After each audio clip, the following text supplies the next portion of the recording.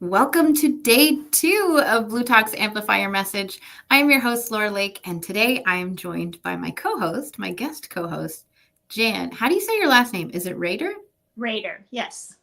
Perfect. So Good I'm job. going to introduce myself, then I'll ask you to introduce yourself, just so that the audience knows where we're coming from with our questions. Gotcha. So I'm not sure how much you know about me, Jan, but yes, my name's Laura Lake. I stand for what I call courageous connection. And really, that stemmed from my experience with mental health and trying to run a business where we're here, right? We have messages, we're trying to share those messages, and we know that our story is a part of it. But what I kept noticing is people kept skipping over the hardest part of their stories. But that hardest part of your story is exactly the part of your story that your ideal audience is dealing with. I like to call that past version of you. That's the person that you're serving now. So courageous connection is really about taking what we hear the copy paste advice of get people to know you, get people to like you, get people to trust you. I turn it on its head, get people to start that process from the inside out. And that's really what courageous connection is. And so you can see that throughout all of our conversations. I just love it. Oh my God, I love it. So Jen, you tell me about you and I will share the live on Facebook. Okay. I am, tell me about me. My name is Jan Rader. I'm referred to as the self-care sensei. I have over 35 years experience in the martial arts. I've taught for a very long time. I taught yoga and meditation. I was a licensed optician in New York State. I was a AAU National Karate Gold Medalist. I went back to college, and within 4 years, I got a master's and a bachelor's and a master's degree, and I only started with 19 credits. During that time, I developed a certificate program for people who wanted to be health and wellness coaches. And I taught a course at a local university before the pandemic, and then the pandemic hit, and then I didn't go back to teach that course. So I wrote my book, Strive for More, based on that course. And it's basically me as a coach in paperback form. Because, for one, I coach people for years and years and years. Kind of done with that. I'm retired doing individual coaching. So now I'm kind of focused on a general, the population. And I think everybody can live their best life. So I love that you've mentioned connection, because in my work and all of my academic work, there's a tremendously important study that's still going on. It's been going on since 1937. And what they've discovered, they started it with Harvard men. And what they discovered was relationships are the most important thing to our well-being. So you are hitting the nail right on the head, because authentic quality relationships is what you want. And my focus of my book is I try to have people build a relationship with themselves first, because my thought is this is the longest relationship you're ever going to have, the one with you. Yeah. And if it's not in order, when you're bumping up against other people in those authentic relationships, you can't be as authentic because you don't know who you are. So sometimes people don't like to look in the mirror for many reasons. No. Well, that's why it's called courageous connection, because it's one of Exactly. the hardest things I have Absolutely. ever done. 100%. Oh, okay. Since our first guest isn't here yet, I just want to continue with this part of the conversation. Oh, okay, cool. Yeah. Because it's so funny that you brought up that study, which I would love if you sent me the study. Oh, absolutely. Or any information Actually, on it. I'll send you, to be honest with you, I subscribe to the current director, who is Robert Waldinger.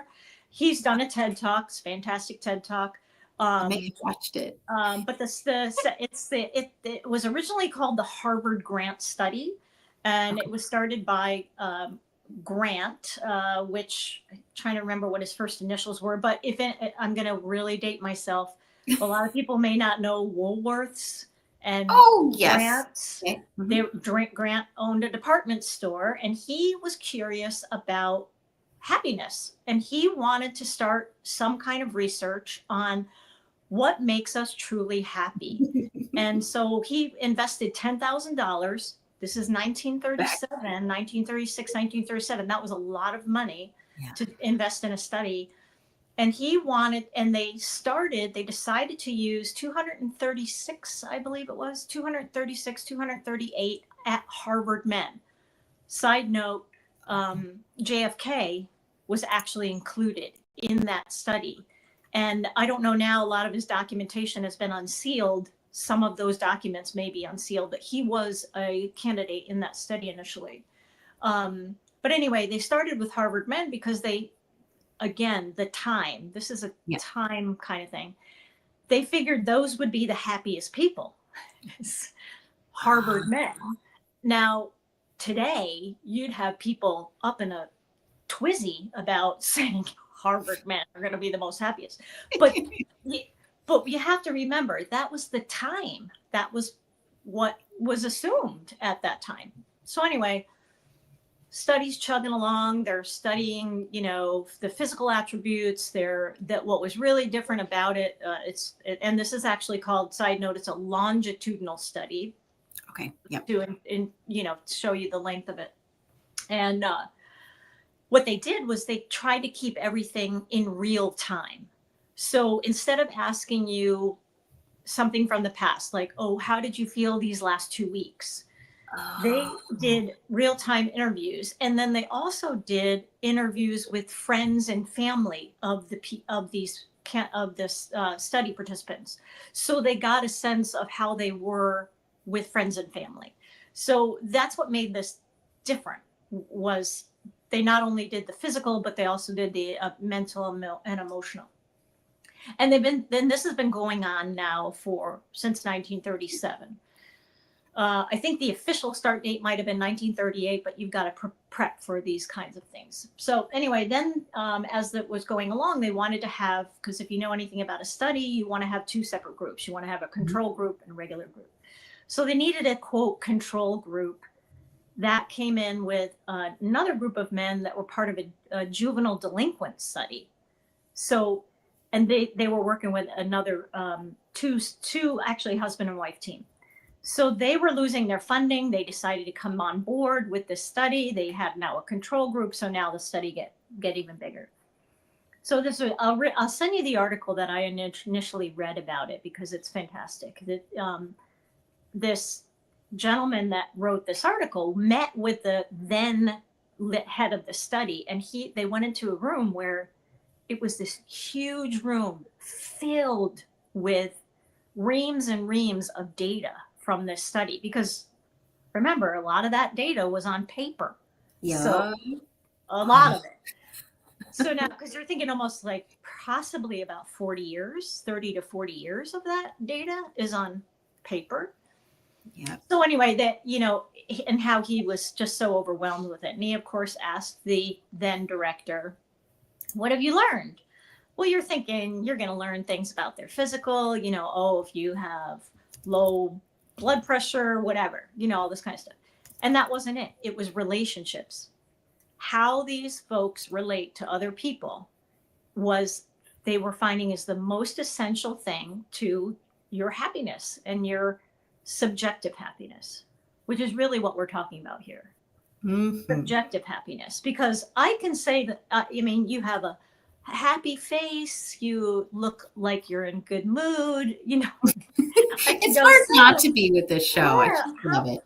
You're having a great life. I can look at you and think you're having a great life, but you can say to yourself, no, I'm not. And I'm having a terrible time. I'm having a terrible life. So we're talking about subjective well-being. Yeah. I can't tell anybody how great their life is.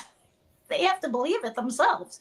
So this is what I think is, like we talked about initially. If you don't know who you are, well, then you have a hard time relating to people. If you don't like yourself and you have a good relationship with yourself, you're not going to like other people. So, or it's going to be harder to like other people, and it's going to be harder for them to like you, because if you don't even like you and you're your biggest advocate, like, am I supposed to do here? So I don't know. I was talking to somebody the other day, and they said something about, well, how do you get that difficult person to come to the table? How do you get them to realize that maybe it's them? And I said, well, you can't, because they have to realize that maybe it's them on their own. Because, I mean, you can't sit there and go, unless you're that. I follow this one comedian, and she's really funny, but she talks about her 3 a.m. friend. You're the 3 a.m. friend that they call at 3 a.m. You go, what the heck is wrong with you? That kind of thing. So being brutally honest with the other person. So I suppose, if you have that 3 a.m. friend, they can be brutally honest with you and say, you're acting like a jerk right now. So, but a lot of us don't necessarily have that 3 a.m. friend, because we might have gotten rid of them because they might have been too honest. Too honest. You don't make me feel good. Go away. Right. That's not what a friend is. Do I have a 3 a.m. friend? Do you? I do. Of course I do. It's my husband. He's a 3 a.m. friend. Because his favorite line is this. So how's that working out for you? Oh, I would want to hit him with pillows. I share that line with a lot of people because it's incredible. Which that person that asked me, how do you get the one that is so difficult to deal with? How do you get them? I said, you can use this line. So how's that working out for you? And you have to be totally deadpan when you say it, because if you say it with a smile on your face, they might think you're joking. Or being really rude, but trying to come across as helpful. No, You're just being mean right now. Yeah. And what's funny about that line is people, they don't always stop and think about it right when you deliver it.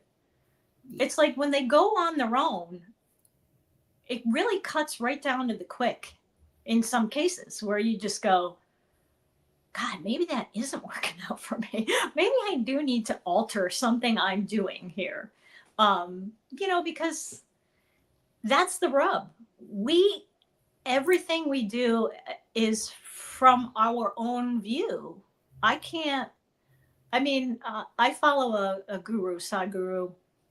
Some people may be familiar, some people may not be. But one of the things that he said that was really poignant is, where do you see me? And he was at a conference, whatever. He's like, where do you see me? And somebody said, pointed at him. You're there. And he goes, no, I'm here. This is where you see me, is right here. And if you think about so simple, that's where we see everything, is from here, inside.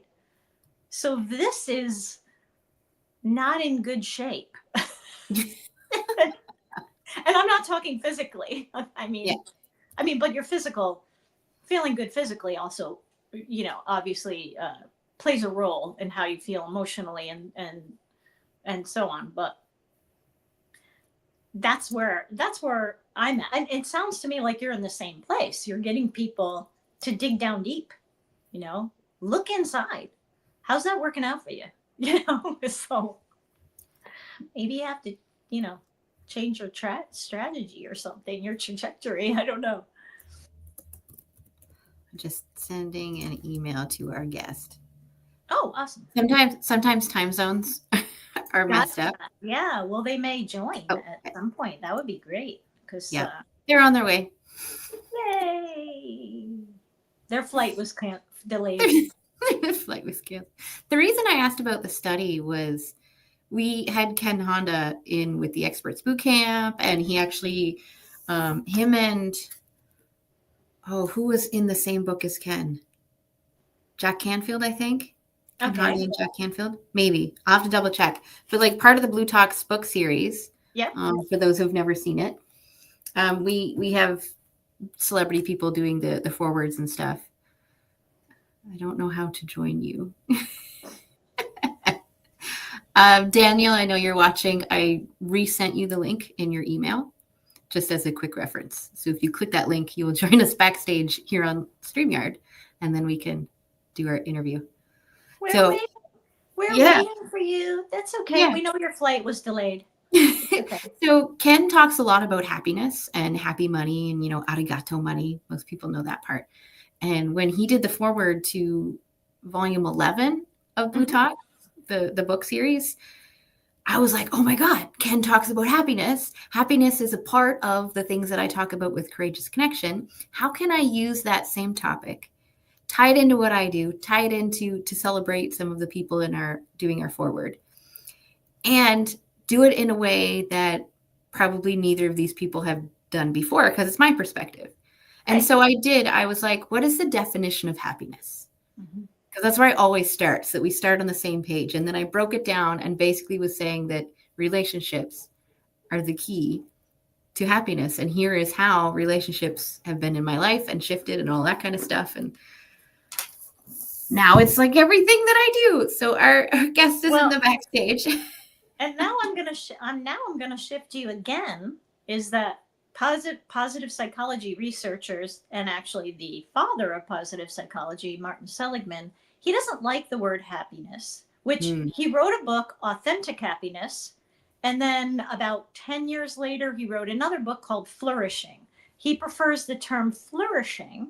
Yes. And here's the reason. Because happiness is fleeting. Like, I can ask you right this very minute, are you happy? And then, and down in your, tech stuff, you could receive a text that's really bad, like 2 minutes after I ask you that. And then I ask you after you receive the text, are you happy? You could say no. So, but that's because it's a fleeting emotion, happiness, joy. So I'm going to pause this conversation just for a moment. Daniel, are you ready to join us? Just give me a thumbs up. Okay. I'm ready. That's me. Live. Live and late. Late and live, but I'm sorry. Thank you, Heidi, wherever you are. Yes, thank you, Heidi. It feels like I have a security camera in your office, and we're just like, what are you up to, Daniel? Sitting at my desk. This is what I consider my desk. It was originally a conference room. I'm a real estate broker, and we will be having an office meeting in about a half hour, 45 minutes, whatever, after we're done here. And I have to my behind on this side is my start collection of my mugs that I have. I have just an aquarium over here and stuff here, and plenty of things to do that keep me busy. Other apparel. So there, okay. So Daniel, we'll try to make this really short, sweet, to the point, and I'm still going to open with my regular question. So here is my big question, Daniel. If you could have other people describe you in just 3 words, what would you love those 3 words to be? Would I love them to be, or what would they be? Oh no, what would you love them to be? Caring, enthusiastic, giving. Enthusiastic and giving? Yeah. Okay. So then the next question, of course, is how do those 3 words for words? What?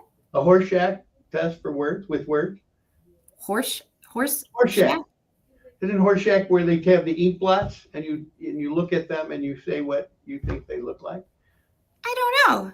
You never heard? Never knew what they were called. I just called them ink blots. Yeah, the ink blots. I think it's called a Horseshack. And you look at them and you say whatever comes to your mind. Okay. That's what it feels like. Kind of. It's just so we don't get your... Okay, so go ahead. Yeah.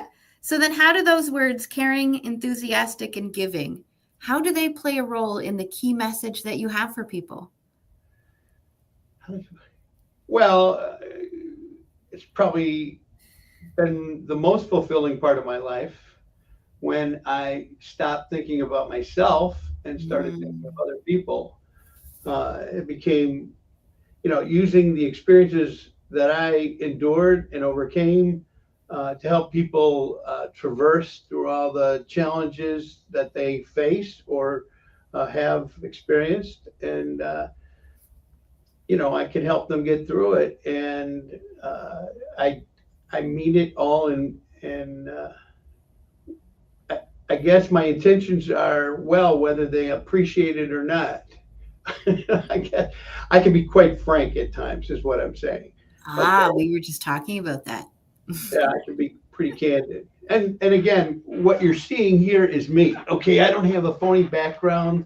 I don't have anything. This is kind of me on any given day. I have my hands into many things, but when somebody calls in need or etc., then I'm there. So what is the core of your message? You said you want to stop thinking of yourself and start thinking of others and help them get through some of those tough times. What is it that you actually help people do? What is that message there? Well, you know what? That's a great thing. I've lived a very full life, and I have a repertoire of stories that are rather endless. But what basically it says is that we make life way too complicated than we need to. It doesn't need to be that complicated. I'm a believer in the Lord and God, and I believe that we have two purposes on this earth. And number one is to accept that He uh, died to give us freedom into a new life beyond this. And the other thing is to help other people. And we could enjoy the world. There's nothing wrong with being profitable or anything, but when we put profits and things like that and be uh, in front of what other things that we can do, it's beyond. I was approached by somebody that says, "Hey Dan, why don't you join us in this profit making venture?" And I said to him, "Why?" He said, "But you can make lots of money." I go, "But I don't need lots of money." I think people think they need a lot more money than they have or that they really need. Mm-hmm. Okay? And thus becomes the drive to make more and more, um, where that's not my goal. It never been my goal, even selling real estate. It's never been my goal. Um, if I wanted to make a lot of money, I would have quit owning a company and worked for someone like myself because I believe that I have good worth um, outlines for my staff and things like that. But yeah, but it's not about the money. I like helping people to learn how to interact with people, how to help them best, and at least give them a view from my side of the fence. Mm. And a big part of what I think has helped my life. I've been through counseling, I've been through therapy, etc., over my life. But where I found my greatest growth is when I finally accepted that I was an alcoholic. Okay, and that today I celebrate 29 years, 7 months, and 22 days since my last drink. And who's counting? I count. I count every day because it was the turnaround in my life prior to finding the program of Alcoholics Anonymous. I was aware of it. I was afraid of it because it was attached to a word that had bad connotations in my life. Today, you can say, "Hey, you're an alcoholic," and I go, "Yeah, you're right. Good for you." Because when I finally accepted that I was an alcoholic, then I finally accepted I had a mental disease. I had something wrong in my brain. It wasn't a drinking problem, it was a thinking problem. And I believe that most of the world, except for probably you two ladies, most of the world have a thinking problem, okay? and but we don't have to be held back by it. And I was held back by mine. I was held back by my fears. Okay, I wasn't tall enough, I wasn't good looking enough, I didn't have enough money, I didn't have this. I can go on and on. And my journey traversed through 3 failed marriages. I have 3 children who were raised by 2 other men, and they respect them, and they give meaning to being a father. I was as my kids say, the bio dad. I was the bio contributor. Well, I can laugh about it more now, but it does still bring tears to my eyes because, it's never what I wanted. Okay, but I never learned how to be that person. I'm married now for the 4th time, and I unbelievably am blessed, and I don't know how I got so fortunate, but because I had to learn humility. Okay, something that was absent in my life, and ego was in sales. That was something that was always encouraged. You know, uh, Go forth.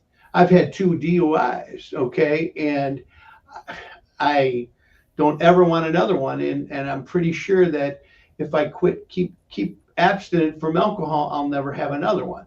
Okay, that's a good thing. But there's enough traps in the world. There's enough other things in the world. But I learned a lot of simple things, and if I could share some of those simple things through, people connect when they hear my stories. Okay, and I'm really good. I've been very effective one-on-one. I thought maybe if I could connect with a larger audience. And oftentimes after people hear my story, they'll come up to me later. They don't want to do it in public because the thought that they are relating to what I experienced, it's like you don't want to get some of that on you. It's like, I don't want anybody to see that, me. But later on, they'll come to me and say, hey, is that for real? Or where can I get that help? And the 12 steps of recovery through Alcoholics Anonymous was the most eye-opening experience of my life. And, I've traversed at least 6 different religions. Okay. Learned a lot about the Bible. And, again, through some therapy. There's a lot of therapists out there that need therapy. I mean, and every time I mention that to people, they go, yeah, they really do. It's amazing how our society accepts and allows them to continue to provide therapy when they are sick. There are people that really, and I don't know how they're helping. I think they're making things worse in most instances. But again, I can't sit on the sidelines any longer and not say anything. So I want to step forward and say something. And if it turns out I can help people, great. If it turns out not, it's helped me. It's always the number one goal is constantly to grow in as a person. And the more I expose myself to the world, the less I have to fear, because I used to live in hiding of that people would know what I did or who I was, who I really was. Yeah. And I nurtured multiple personalities, not with names, of course, but with actions. I would jump into different, it's easy for me to jump into almost any situation today and relate to people because I've been there in those experiences. When I first came into the program of recovery, some of my fellow recovery people would say to me, okay, who's showing up today? And as funny as that sounds, that's what was probably happening in my life at the moment. And so again, that's just a little touch on what who I am and what I think I can offer people. And we all want truth. We all want honesty. It's just that most of us don't want to hear it. Okay, especially when it's directed at us. Okay, and it's the most freeing thing that I have learned, I have accepted. And so if I can help some people get beyond, great. So is that it in a nutshell for you? So what I'm hearing, I just want to reflect some stuff back at you, is that you like to talk about mindset a lot, especially the mindset of people who have been through something, and in your instance, the alcoholism, but just any sort of struggle in their life, to take that mess and turn it into a message, to take that and use it to catapult themselves forward. And you do that through working on their thinking, their thought patterns. Right. Yeah. I think that's great. So instead of feeling like this is a deficiency in my life, I find it as a freeing experience because it keeps me humble. Okay. When we go to church, I don't know anybody that's really, not in the churches I've been through, that stand up and say, hey, Lord, I'm a sinner. Hello, everybody, I'm a sinner. Okay. They may say it in some ways or shape, but in an AA meeting or any kind of 12-step meeting, the first thing that we say is that we're broken. There's something wrong with us. Okay. Whether it's drinking, alcohol, sex, work, food, whatever, we say we have a problem. We're identifying that we're not a whole perfect person in that sense. But we're also saying that we're not going to let it stop us from growing and from being the individual that we can ultimately be if we only let the fears that are holding us back, and I'll tell you what, there's probably no one that's more fearful of anything than me to be doing what I'm doing with you guys. Once I get my hat on and give me the microphone, it's fine. You can, but getting to that point is it scares the hell out of me, and it causes me to forget things or put off things or delay things. And I'm a master procrastinator, but I know how to show up and perform, and I don't want to be just that. I'm not a performer. I just show up. So instead of putting on a show, I just put myself out there. And I guess that's the best way I said it. So You are the show. I am the show. And Instead of putting on the show, I am the show. this is me today and tomorrow. This is me all the time. And when people embrace that about me, they really embrace me well, because it's nice to have someone that you know that is going to be straight up with you all the time. Okay. There's nothing more disappointing than when you put faith and hope in people, and then you find out how human they are. Okay. Mm. It's kind of a disappointment. And I don't have a problem with people seeing my humanity, and you shouldn't either. Anybody shouldn't. I mean, we all want to be, presented in a proper light, but that's why we groom ourselves. But we don't want to have to constantly groom our personalities. We just want to have an effective life of honesty, rigorous honesty, which I learned through the program. And what's amazing is how many people stop at just quitting drinking and not taking it further to expand themselves as individuals. They stop right there. They say, well, I came and got done what I need to do, and that's stop drinking or drugging or whatever it is. But they don't stop. And if they can walk through it and keep with it, that's what I did. And that's what I'm here to say and share, and hope to help people to take it beyond, okay, and not just accept well enough. Yeah. Mm. So Daniel, you mentioned fear and honesty, and I'm going to go a little deeper with you for just a minute or two. I want to know about the ways that you have chosen to share your message, because you said that even being here with us, it was like this layer of fear that you had to work through just to be on camera and share your story. Yeah, because I've learned long ago that never put something in writing when you're angry. Don't leave messages on recorders, okay, especially when you're angry. I mean, look at the world. It's a news clip, and they play it 30 years later and say, look at you did this. And I go, yeah, well, now I say, yeah. So I want to be careful what I say, because, again, I'm not any superior individual. I am not better than most people. I'm just like you in every way, shape, and form. But I have learned I could have a better, I have a wonderful life. My life is so good now. If you would have told me 29 years, 7 months, and 22 days ago that I would be alive talking to you on this screen about how it was, I would not believe you, because I wanted to kill myself. I wanted to die. I had screwed up so many times over and over, going, what is wrong? What is wrong? I'm trying to follow what I thought leaders were showing me. And I had some horrible leaders that affected me and put the wrong goals in my head. I did not have a good family upbringing. Okay, I'm one of 13 children. Okay, my second oldest brother just got convicted of murder. Okay, he shouldn't have. I mean, shame on him and whatever. That's a whole different story.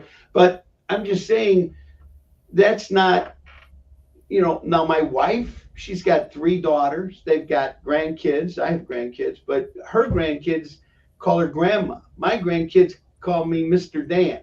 Everybody calls me Mr. Dan. And yeah, it's fun. But, inside it hurts like hell. Okay. When my daughters got married, I didn't walk them down the aisle. Somebody else did. I heard them, the father of the bride, give the talk, and it wasn't me. Okay. And it wasn't all because of me, but I have to accept my role in everything.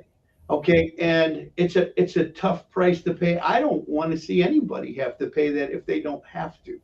So when I meet people doing my job in real estate, I see people on a real basis. You can't hide who you really are, especially somebody, because if you've been through something, and I see head nodding here, but if you've been through something and somebody is talking and you're relating inside, deep inside, you may not want to go, yeah, I've been there and done that. But, you might say, oh, God, yeah. How does it end? How do you get through that? Okay. And I welcome that. I welcome people. I tell them right out, I really screwed up. I've made a lot of problems, but I'm also here. Okay. I'm on my feet. Okay. I don't owe people like I did before. I don't want to die. I would like to live longer. I mean, I'm okay if it stopped. I'm grateful to what I have, but I'm just saying it's a total turnaround. And I don't know. I know people in the program of recovery like that, and I know people that go through therapy like that, but I think it could be more. Okay. But it shouldn't be. What I'm concerned about is the drive for financial wealth. Okay. That scares me. Okay. Because, we have a lot of gambling that's now legal. It's going crazy. People don't see how it's undermining our lifestyles, our individuals, our people. We are so not aware of our environment, and in some ways it's going on around us. Okay. So that's all. If I could wake some people up, offer those people that are looking for help some help, I mean, that would make me very happy. Good. So Dan, how do we find you, and what is your favorite way to communicate? Well, I like to talk. I am not a techie person. Okay. So I get way too many emails on a daily basis for work, and I have AADD, adult attention deficit disorder. So you send me 300 emails in a day, and I'll try to read like 250 of them to see what I need to know about. So I'm reasonably versed in what I do in real estate. And I always have a comment, and people say, wow, you've been in real estate a long time. But I also held a license in hairstyling. I also worked in a steel mill. I also worked on cars most of my early life. I also imported tropical fish and birds throughout the world. And, I did this and that and created, so it's like this desk. There's all kinds of things. I could tell you exactly what's going on, but it's easier for me to find things here than put them in here or put them in a file, because I can't relate to going into a file on an email. Okay. Text messages is probably the best way to reach me. Text me. You might have to do it twice because there are a lot of people, but how do you get a hold of me? If you really want to get a hold of me, you will. Do you understand? I mean, I can give you access. Daniel@dare.com, and think about that. Dare is DAARE.com, and that's the abbreviation of Daniel and Associates Real Estate. However, the reason why I chose that word, that acronym, I chose the acronym and built the word around it. It was like God sent. Is because the day before I changed the name of the company to Daniel and Associates Real Estate is the day I sobered up, August 30th, 1995. And when I changed the name of the company, I did it with the intent of reminding myself of the DARE program, the Drug and Alcohol Resistance Education Program, the DARE, that was in the schools. And now I left the extra A. I used to have the and sign. I took that out and put the full word. So it's Daniel and Associates, not the ampersand. But it's because I'm reminding myself that I was a member of AA. So Daniel, AA. Okay. So you can get a hold of me like that almost anytime as well. But like I said, if you really, when I teach my staff, and I have about 10 people that work for me in sales, but it applies to almost anything in life. And it goes like this, and I'll ask you a simple question. What is the most important question do you think that I ask a buyer or a seller? And it applies to both of them. Do you know what that question is? And some people will say, well, it's, do you have the money, or do you have the finances, or what are you looking for? And they're all good answers. But the best answer is, do you really want to do this? Because if you really want to do this, you will commit yourself and everything about you to getting it accomplished. And that's really what a helper needs to determine. Just like, poor Heidi, this girl chases after me to make sure I'm fine. And I so appreciate it, but it's because I have the rest of life going on, and this hasn't been filtered in as a regular part of my life yet. I hope it to be, okay? But there's also that period of fear. I created a greeting card almost 35 years ago, took it and printed it. I've got boxes of these greeting cards and never did anything with them because I was too afraid to take them to market for fear that it wouldn't be successful. Do you understand? And you hear the negativity. It's very hard for me. It's easier today, but it's still hard for me to turn off the negativity that I've heard most of my life. You're a loser. You're never going to make anything of yourself. You're stupid. And, but you can't. And so I'm trying to fill my purview, the people around me, with positive people. I'm trying to chase down places I think, and I listen to the universe, God touch me, and it's unbelievable sometimes the journey that I've been on, that I was going to go this way, and then something came along and it made me go that way, and then I was like, wow, I'm glad I didn't go that way. This way was right way. But when you stay open and receptive to those things, it works out. It really does. So again, I don't know if that answered your question, but it did. We have about a minute left, and I like to hold space at the end of an interview, just in case there's something on your head or in your heart that you just need people to take away from this conversation. So in about 60 seconds, Daniel, what might be something that you want to leave people with? Just keep trying. I mean, don't quit. Don't quit. Reach out. I guess that's the best thing. When I hear people that have committed suicide, I've been there. Okay, I've been distraught. Even when you're enjoying a degree of success, there is sometimes a need or a want to kill yourself because maybe you felt you didn't come across the way you should have, and something. Who knows? But I mean, these are all realistic feelings that a lot of us have. Not everybody, but a lot of us have. Okay, and don't give in to them.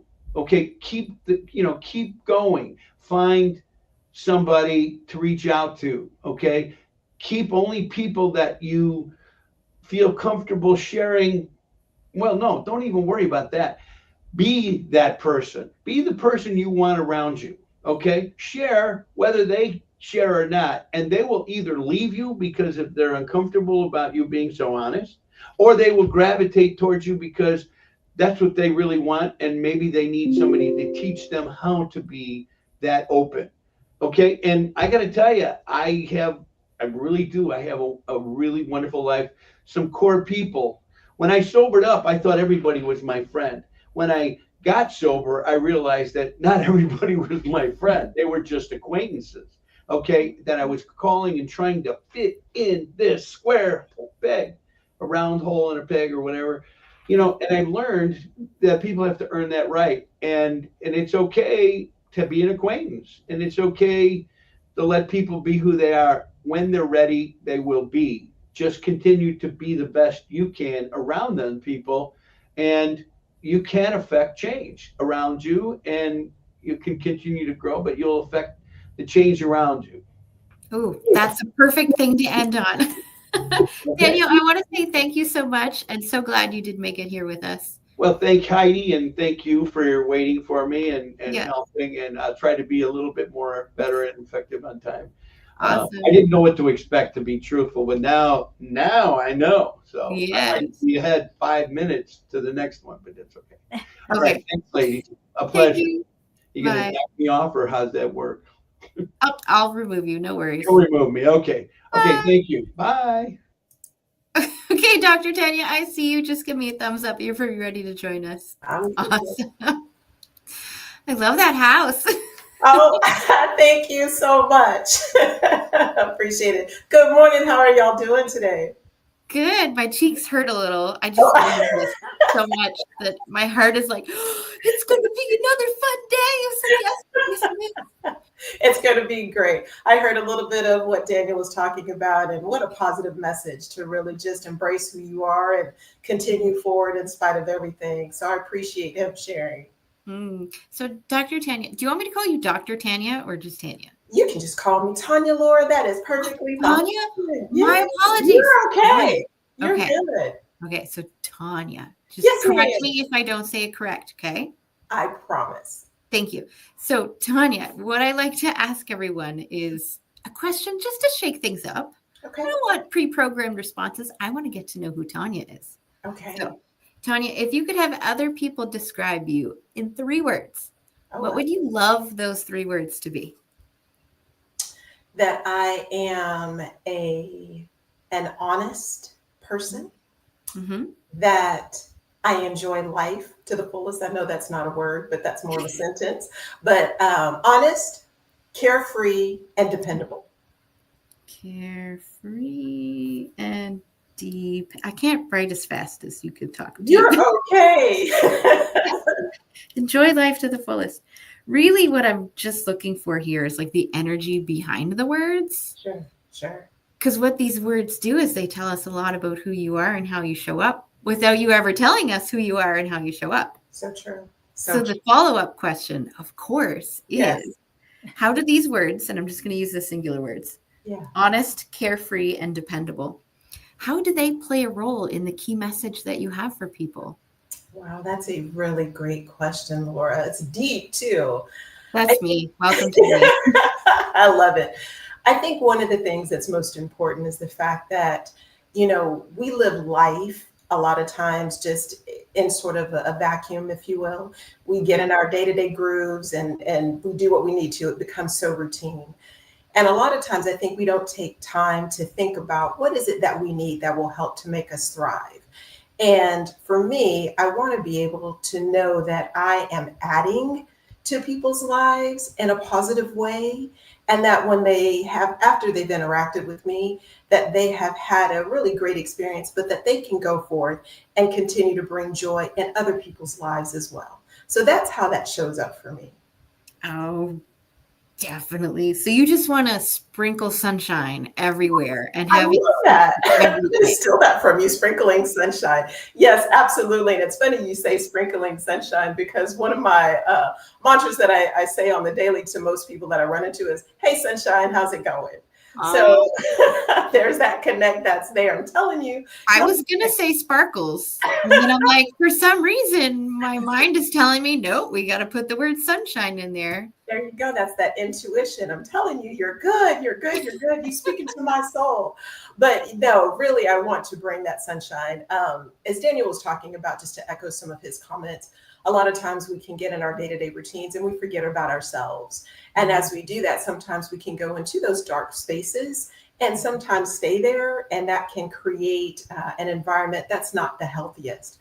And so I know I've had my own, dark moments that I've come through, and I'm happy to be here. And so again, I opt and I choose to be able to add to people's lives. And that's why I sprinkle in that sunshine, as you call it. I love that you said choose. Yes. That's so much of my work is about the fact that we have the choice, and you can choose to have a crappy life, or you can choose to have a great life that's sprinkled with sunshine and smiles. So I love that you use that choose. Oh, thank you, Jan. I appreciate that. I think for me, one of the things that spoke to my soul, I didn't always believe that. I always thought that, people get what they get. And if you happen to live in the right town, the right family, if you have the right luck, that everything just flows to you. And it took me a long time. I'm embarrassed to say it's like 30 plus years of learning, but I call it wisdom, of me finally realizing that if I really wanted to live a great life, if I really wanted to live authentically, that I was going to have to take ownership. and I was going to have to do the work. And let me tell you, y'all, the work, as y'all know, when you work on yourself, it is not always easy, but that growth comes. And when you see where you were at to where you come to, you're like, oh, okay, this is what people were talking about. Right. But for many years, I didn't realize that I was operating from a vein of jealousy and anger. And I hid it well because I was, smiling and, what can I do to help? And I was the sister, I got your back person and rah, rah. But the whole time I really was dealing with my own insecurities and my own envy, if you will. And so it took a moment, several moments throughout my life to really say, what is it that you want? And what are you going to do, Tanya, to get there? Right. Yeah, I love all of what you're saying, because back to my work just briefly, yes. We study a lot about negativity bias, which negativity bias, I'm sure you guys have heard the term before. So much of it comes from our limbic brain, our survival mode. But when you were saying all of what you were saying about being angry and jealous, basically, that's like another level of negativity bias, because that negativity bias that we talk about in science is really, don't go over there because there's a saber-toothed tiger that you could be killed by. We don't have any more saber-toothed tigers. We still do have apex predators that I think do still kill people, but it's not as prevalent. Right. So now we've shifted that negativity bias to what you're saying about being angry and jealous of what other people have instead of being happy for them, which then brings joy to you. Yes. So, yes. Preach, Jan, preach. Yeah. I mean, and not everybody is meant to have what everyone else is supposed to have. And I think one of the powerful things that I connected with Daniel, the previous one, because I know you said you were listening, is that people they are drawn to the struggle. If you think about it, with stories, any good movie, any good book has a good guy and a bad guy, has a struggle. So we all relate to that struggle. So when somebody is open about their struggle, that's when we can all really relate to you, because and we see ourselves in you, even if we didn't have the same struggle. That's another thing that I discovered in all my work, is that we all have these same things. We are all connected with loss and sadness and difficulty and fear. All of these things connect us. But at the same time, until we embrace it, and like you said, and choose, then we're going to be stuck there. And we're choosing to be stuck there. Yes.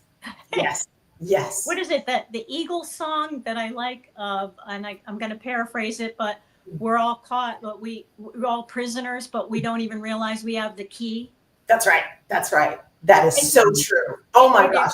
I love that quote. I use that all the time, and I paraphrased it, but it was from one of their songs. And I'm like, I heard it the other day and I was like, that's my quote. I love that, because we have the choice. We have the key to get out of the jail. We do. So what else what is your work based on? Yeah. Well, thanks for asking, Ax. So really, over the course of, like I said, I'm 52 now. So over the course of the past 30 years, I've really had some pivotal moments throughout my life that made me kind of stop and reevaluate and do some work. And then I shot away from, working on myself and, came back to it. And so really, I want to say that my work stems from my life, of course, but in 2021, there was a very pivotal moment for me. So it was in that moment that I finally decided that my weight, I was close to 400 pounds, that my weight was not going to hold me back anymore. So I went in, had the gastric sleeve surgery, but it was the journey to get there that has led me to today, right?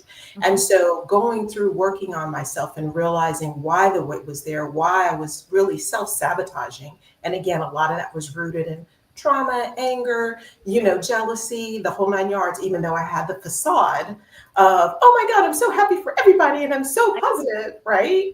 So what happened is I had the surgery, and then again, my transformation really became not just physical, but really internal as well. So long story short is that in 2024, I decided to launch my business. It's called Clear Vision Living. And what I do is I help other people really live their best life. And so part of that involves me being transparent and honest, and being able to help those that may be thinking about going in through like weight loss surgery, being able to help them on that journey. But the other piece of that is being able to help folks understand the leadership side of the house, what it takes to be a leader. How do you show up? And ultimately, how to live your best life. Because you get one life and we want to be able to live it fully. And so that's really the premise of what I do. Awesome. I hear that a lot, like so much lately. Live your best life. And I'm going to challenge you just a little bit right now, because when you started this interview, you started more on the side of my little soapbox. Okay. So my work is about pulling out the emotions behind the story. Yeah. And when you started, you were talking about the fear, the anger, and the jealousy. So then if we take that context and we take the idea of the living your best life, I'm going to ask you this question. Sure. If we take the fear, the anger, and the jealousy, Yes. and we look at the equal opposite emotions to those and feelings to those, for you, what would those look like? Yeah. So the one thing is that there is joy, lots of joy, and it's authentic joy. There's also a vitality that comes with that. And the other piece is that understanding that transformation, it is positive, right? And if you want to live your best life, you've got to be able to do that work. And as I shared earlier, Laura, as well as Jan, one of the things that I started doing is I went into therapy to start working on myself to figure out what were those root causes that were causing me to stay suppressed. The other piece that I had to look at was who was around me that was adding to my life, and who was around me that was taking away or detaching me from my real self. And let me tell you, it was a lot of shedding. I had to do a lot of shedding. I wasn't just shedding the weight, if you will. I was also shedding all the stuff that people had piled on me from you'll never do this or you're not good enough for that. And I had to get into my own head, y'all, because a lot of stuff I was self-sabotaging. I would see things, wouldn't apply for it. I would, just talk myself out of doing, certain things. And I always had an excuse. So I had to get to that place of there's no more excuses. If you really want to live your best life and you want that joy and that vitality, and you want to be that transformative self that you see in your head, then you are going to have to do the work. And so it included me being honest with myself. Why was I eating all of the time? Why was I not going to go exercise? Why did I allow all this toxicity in my life? And why was I not being honest? And I was scared. Really, I was scared. And so working with, of course, therapists, and then, of course, shedding those people that did not add to my life, let me tell you, you start to have the blinders come off and you start to see what you're fully capable of. Even before the surgery, I had started again on that journey. But one of the things that is my most proudest moment is I was able to walk a 5K with a group of friends and my sister.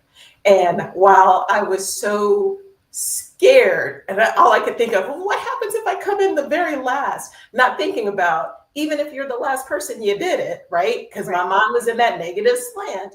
But what I remembered was, no, if you do it, you're going to be okay. Halfway through, y'all, I was so exhausted. I was tired. I had a friend of mine that was kind of following behind in a car. So I went and sat in the car, and she was like, Tanya, I could just drive you to the finish line if you want. And part of me was like, yeah, let's do that. And then I said, no, if I do that, I'm conquering myself. So I got back out of the vehicle. I caught eventually back up to the friends that I'd started with, and we walked across that line. And I'm telling you, the tears of joy, because I knew I could do it. And it was that moment that was life-changing for me. And that's what I needed. Well, I love that you mentioned that, Tanya, because I used to tell my karate students all the time, no one can take that away from you. Yes. That is, you own that now. And you did it because instead of talking yourself out of, like, why is it that we can always talk ourselves out of something instead of talking ourselves into something? Why is it so easy to do that? Do you know what I mean? But that self-discipline that you exhibited in that moment, Mm-hmm. that no one can take that away from you. That's the beauty of that. You have that forever now, you know, and then the next hurdle, you have that to draw on, to where Yes. you're going to talk yourself out of it. And then you go, no, I'm talking myself into it. I'm doing it because I know the reward that can happen here. So that's fantastic. I love Oh, it. thank you. Thank you so much. No, it really is. And I think for most of us, we err on the side of talking ourselves out of stuff because it's the fear of what's on the other side of that door. No one likes uncertainty. I'm the biggest one. So I'm a pre-planner. I plan everything. You can't plan everything as much as you might try, right? And so living your life is being able to embrace those moments and being able to move forward anyway. There's a quote that I absolutely love, and I saw this a couple of years ago, and if you'll permit me, I'll share it with you. And it was shared by, I believe his name is Naeem Calloway. And basically he says, sometimes the smallest step in the right direction is the biggest step of your life. Mm-hmm. Yep. Tiptoe if you must, but take that step. Yep. Mm-hmm. Yep. And so I embrace that because I'm like, you know what? Why not? And that's what I started asking myself. When I thought about launching a business, it was a lot of who's going to want to listen to what I have to say and who's going to, you know, tune in. And eventually I crossed that hurdle, again, thinking back, Miss Jan, to that 5K and the surgery and all that, you know, I had accomplished. And being able to say, no, I'm going to move forward anyway. And then it's funny, y'all, and y'all already know this because y'all are change agents, is that when you take that step, it's funny how the universe will respond to you and give you those other people that will help you on your journey. And one of the people, of course, that I love dearly is my sister that's been so helpful, of course, my family. But another couple of folks, one is Natalie Cargile, who is an entrepreneur, and I met her through another friend of mine. She was the one that helped me to not only launch my podcast, so we're getting ready to go into season 2, but the other is the fact that when there are moments that I'm like, oh, what am I doing? She will come right in and be like, nope, you're good. Let's keep it moving. Come on, Tanya, let's do it. And so she's the one that is at present working on getting my website up in order. And it's a beautiful thing. But the other funny thing is that an email landed in my inbox from Blue Talks. And this happened about, I guess, initially about 6 months ago. And I probably had signed up for something and have forgotten about it. And I'll never forget, it was a couple of months ago that there was a boot camp that was coming up. And I said, I'm going to do it. I'm going to attend. And that's how the universe worked together. And I'm here today. So when I tell you, take the step, because what's on the other side of fear, what's on the other side of uncertainty, what's on the other side of everything that's been stopping you is the life that you want to live. And it's there waiting with arms wide open saying, come on. Now, I'm not saying that the journey's going to be, you know, rose petals and, you know, all of these, you know, sprinkles of sunshine, but it's well worth it because, again, in the end, what comes out is that joy, that gratitude, that realness of being able to say, I embrace who I am and I'm happy to do so. And so, again, I am just beyond tickled pink to be here and to be on this journey and to be able to share a small portion of that with y'all. I have so many things to say, but yay to that email from Blue Talks where you came to the Experts Boot Camp. Like, I saw you in the chat. I saw you engaging. Yes, I did. Yes, I'm telling you, y'all are life-changing. So thank you to Corey, to Heidi. I'm telling you, y'all have spoken into my soul so much. And I'm so grateful. Back at you. I would love to reflect some love and also paraphrase some of the things that I've heard Sure. in hopes that it gives you some more clarity of what we were Yes, talking about earlier, right? yes, I love it. Come on. Message. This is what I do. So you said living your best life, and then I challenged you, and you were really good, and you gave us a whole bunch of detail, and I love it. Okay, now we're getting on point. Yes. So I'm going to share just the two ends of the reflection. Sure. You said the fear, the anger, and the jealousy. But then you told us the equal and opposite is the joy, the vitality, and the transformation in a positive way. Yes. Does those three words, the joy, vitality, and I guess transformation is positive, is that what you mean by living your best life? Is that what it feels like to you?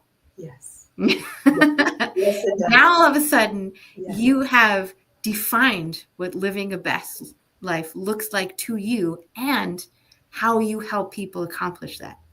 Yes. Oh, look at you, Laura. See? Oh my gosh. Yay! Clarity and focus. I love it. But that clarity and that focus it allows us to get to where we want to be at, right? I think about it from this perspective, right? And this is sometimes what I share with folks. A lot of times when we think about people that are hugely successful, we think about, man, they were dedicated, they were focused, they got to where they wanted to be. Wish I had that. You do actually have that. And I tell folks, think about it this way. Think about your favorite meal in the entire world, right? And let's say today you were like, man, I really want my favorite meal. What would you do to get that? And I would go to the store and get it. There you go. Most people either going to go to the store, they're going to go to the restaurant. They might even Uber Eats it. They might talk to a friend of theirs to go pick it up for them and drop it off. But they're going to do what they need to get it, correct? Yes. Well, if we take that same simple but powerful sort of focus and we apply that to our lives, that's how we move through and get to the other side. Mm-hmm. So it's not about, this, huge, course of taking 50, classes to finally get to what it is that you're supposed to do in your life. And there's nothing wrong with taking classes. What I'm saying is that everything is simple, but we make it so difficult. And a lot of times we do that because really, if you want to do the work, right, it's going to take some work, but everything is simple. So if you want to, let's say, launch that business, what's the first step that you're going to do? And then go do it. If you want that podcast, what's the first thing that you need to do? And go do that. Mm-hmm. But we hold ourselves back because it's them and what they do. And I'll just look and dream about that. A dream is great. A wish is great, but you've got to take that first step. And that's what finally got into my brain. I hated for many years, having to be just overweight. I hated it. And so for me, it took me saying, okay, you're tired of it. What are you going to do to fix it? And then the universe sent in the right opportunities for me to be able to do that. So I have a question. Yes, since you turned blue. Oh, yeah, I see that too. And I don't know what happened. And then I don't know, I disappeared, but I'm still here. And she's magically disappeared into a purple haze. Not sure what happened. Can you all still hear me? We can hear you, yeah. Okay, not sure what happened. And I'm still up on my side of the house, so I don't know. Is it safe for you to shut off the background? I can certainly try. Let me do that. Hang on. I was like, because sometimes it is like a green screen issue. Okay. Or it could be your camera is like, no, we're dying now. Gosh, I hope not. Let's see. Stop mic, stop cam. Let's see. Oh, yes. Maybe she'll come back. Well, when both of them are shut off, it does take them off the stage. So as soon as she turns one back on, I can bring her back up. Okay. Well, I feel like I should break into Purple Haze by Jimi Hendrix. I'm going to bring you back up. Okay, Doctor. All right. I think, I'm not sure. You know what? It is what it is. It is what it is. We will enjoy looking at this living room photo because it's beautiful. I can picture myself in front of that grand piano. Well, thank you so much. Appreciate it. Again, I'm not sure what's going on. Everything was just fine. So I do apologize sincerely. That's okay. Yeah, I can't edit your video settings. I can only edit your mic. Technology is great until it isn't. That's fine. But you know what? You roll with it and you still smile regardless. So it is all good. You could always change it to a picture of yourself. You know what? I will. Let me see if I can do that. Hang on just a second. Keep talking anyway. Of your face. Well, let me see if I can do that. Hang on just a second. Yeah. So in the meantime, Jan, I'm just going to ask you, what was something that stood out to you so far? We'll just do a little bit of a recap. Oh my gosh, I think we could go into a whole nother show with everything I know. stood out. I mean, there was so many. Oh, she's there. We're all blue now. I know. I'm not sure, y'all. I don't know. That's fine. You just change your name to like The blue screen. Abdi. Okay, I tried. I did try. Oh. Okay. Yeah. And it's not, I have no idea, so I do apologize. Let's see. This It's works. starting to come back a little bit. Okay. Yep. We can see you a little.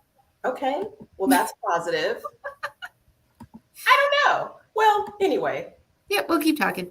Okay. Sounds good.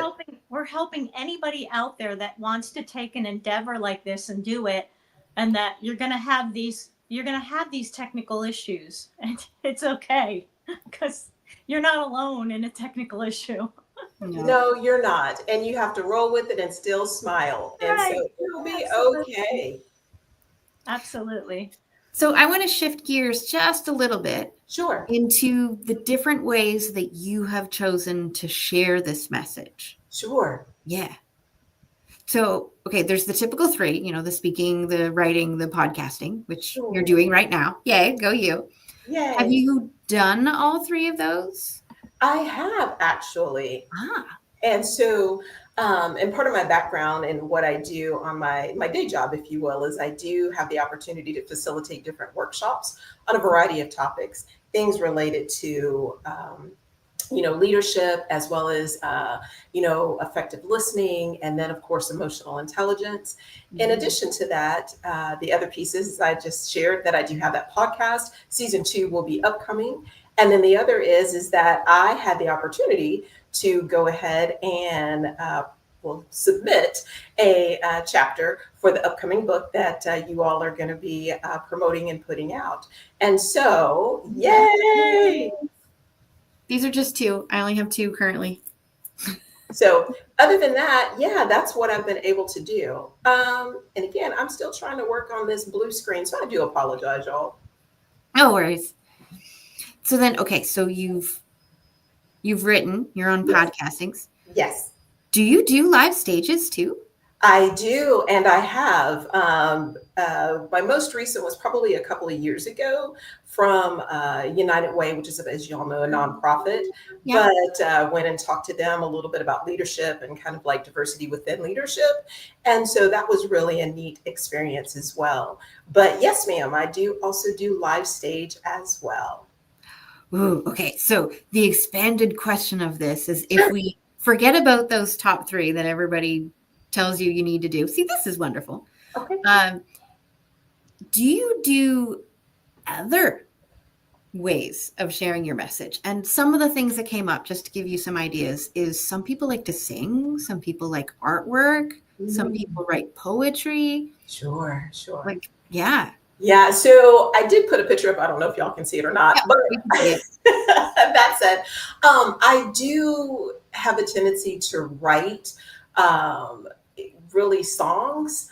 It's not something that I often share just because they're so personal, but yes, I do write songs. And then the other piece is that I enjoy really kind of short novellas, if you will, little snippets of information. So I try and take a life lesson and then put it into a framework that people can read it and be like, oh, I've seen myself in that. This is how I can, move away from doing that. Or, oh, I've seen that. This is how I can continue on living, that great message.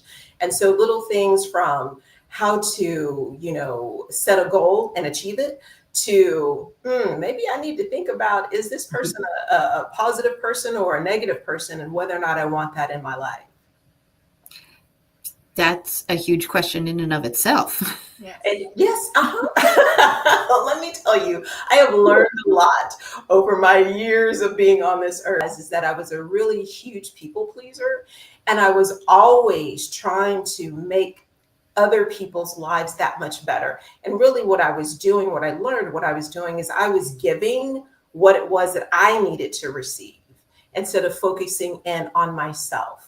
The other piece is that I had a bad habit of taking on other people's struggles. And in taking on other people's struggles, what was I doing? I was focusing outward and not concerned about myself, because I really didn't want to deal with me. Because again, I was fearful of the person that I was going to be revealed to be. I didn't think I was worthy. I always was, felt like I was behind the 8 ball. And I was never in a space to celebrate any type of my accomplishments. It was like, you accomplished this. Okay, what else am I working on? And I had to learn that you've got to take a moment to pause. You've got to take moments to be able to recognize what you've done. And you have to be willing to be honest with yourself. You got to pull back the layers of the onion. And for a long time, especially when I was looking at my weight, one of the things that was really, I guess, unfortunate is that I was like, I'm really not that big. Oh no, I'm not. And so I surrounded myself with things that made me seem smaller. And in reality, pictures do not lie. Let me tell you, when you finally take a moment to take that photo and take a look at yourself and you're like, oh, wait a minute. Or if you go out to a particular event and you can't fit into a particular area. I'll never forget, I can laugh about it now. At the time, it wasn't funny, but I went to a gym and the personal trainer was like, well, come on, Tanya, I'm going to sit you into this space and then let you work on your arms. And so I slid in. And then after I did I think it was like 3 reps of 15 repetitions each, he was like, okay, let's move on to the next. And y'all, I was stuck. I couldn't slide back out. And then the panic set in. And I was like, oh my God, what am I going to do? No, and then in my mind, I saw 911 coming, and then they were going to use a chainsaw like to cut me out of this contraption. And then I panicked. Finally, I was able to slide out of that. And then and this was of course pre-surgery, way before, probably like a couple years before, I didn't go back to the gym for a long time. But again, I had to look at myself and say, Tanya, the scale is telling you what it is that is on your number of your weight. And if you really don't want to be there anymore, because I blamed it for everything. Oh, I didn't get the promotion because of that. I didn't get this because of that. I'm still single because of that. And a lot of it was, you are going to have to look at yourself, figure out what you need, what's your clarity, what's your focus, and be able to move in that space. And so Literally. I'm telling you. Oh, wow. Yeah. Yes. I wanted to ask you this question about, because someone else that I read, and I've used this myself. Yes. Is that the number, because a lot of people, myself included, I hate getting on the scale because, because we've defined ourselves by these numbers. Yes. And what I started to do myself is, because I had read it from somebody else saying it doesn't define who you are. It's just information. Right. And when you're thinking about this from the health perspective, right. Because, that kind of, from what I'm going to say now, I'm trying to remove all the emotion. Yes. Because you got there, yes. Myself included, from emotions. Yes. But if we try to take a step back and remove Jan? Her internet cut out. Okay. I'll bring her back up. Okay, no worries. I'm telling you, we roll with the punches. We were laughing before because of the countless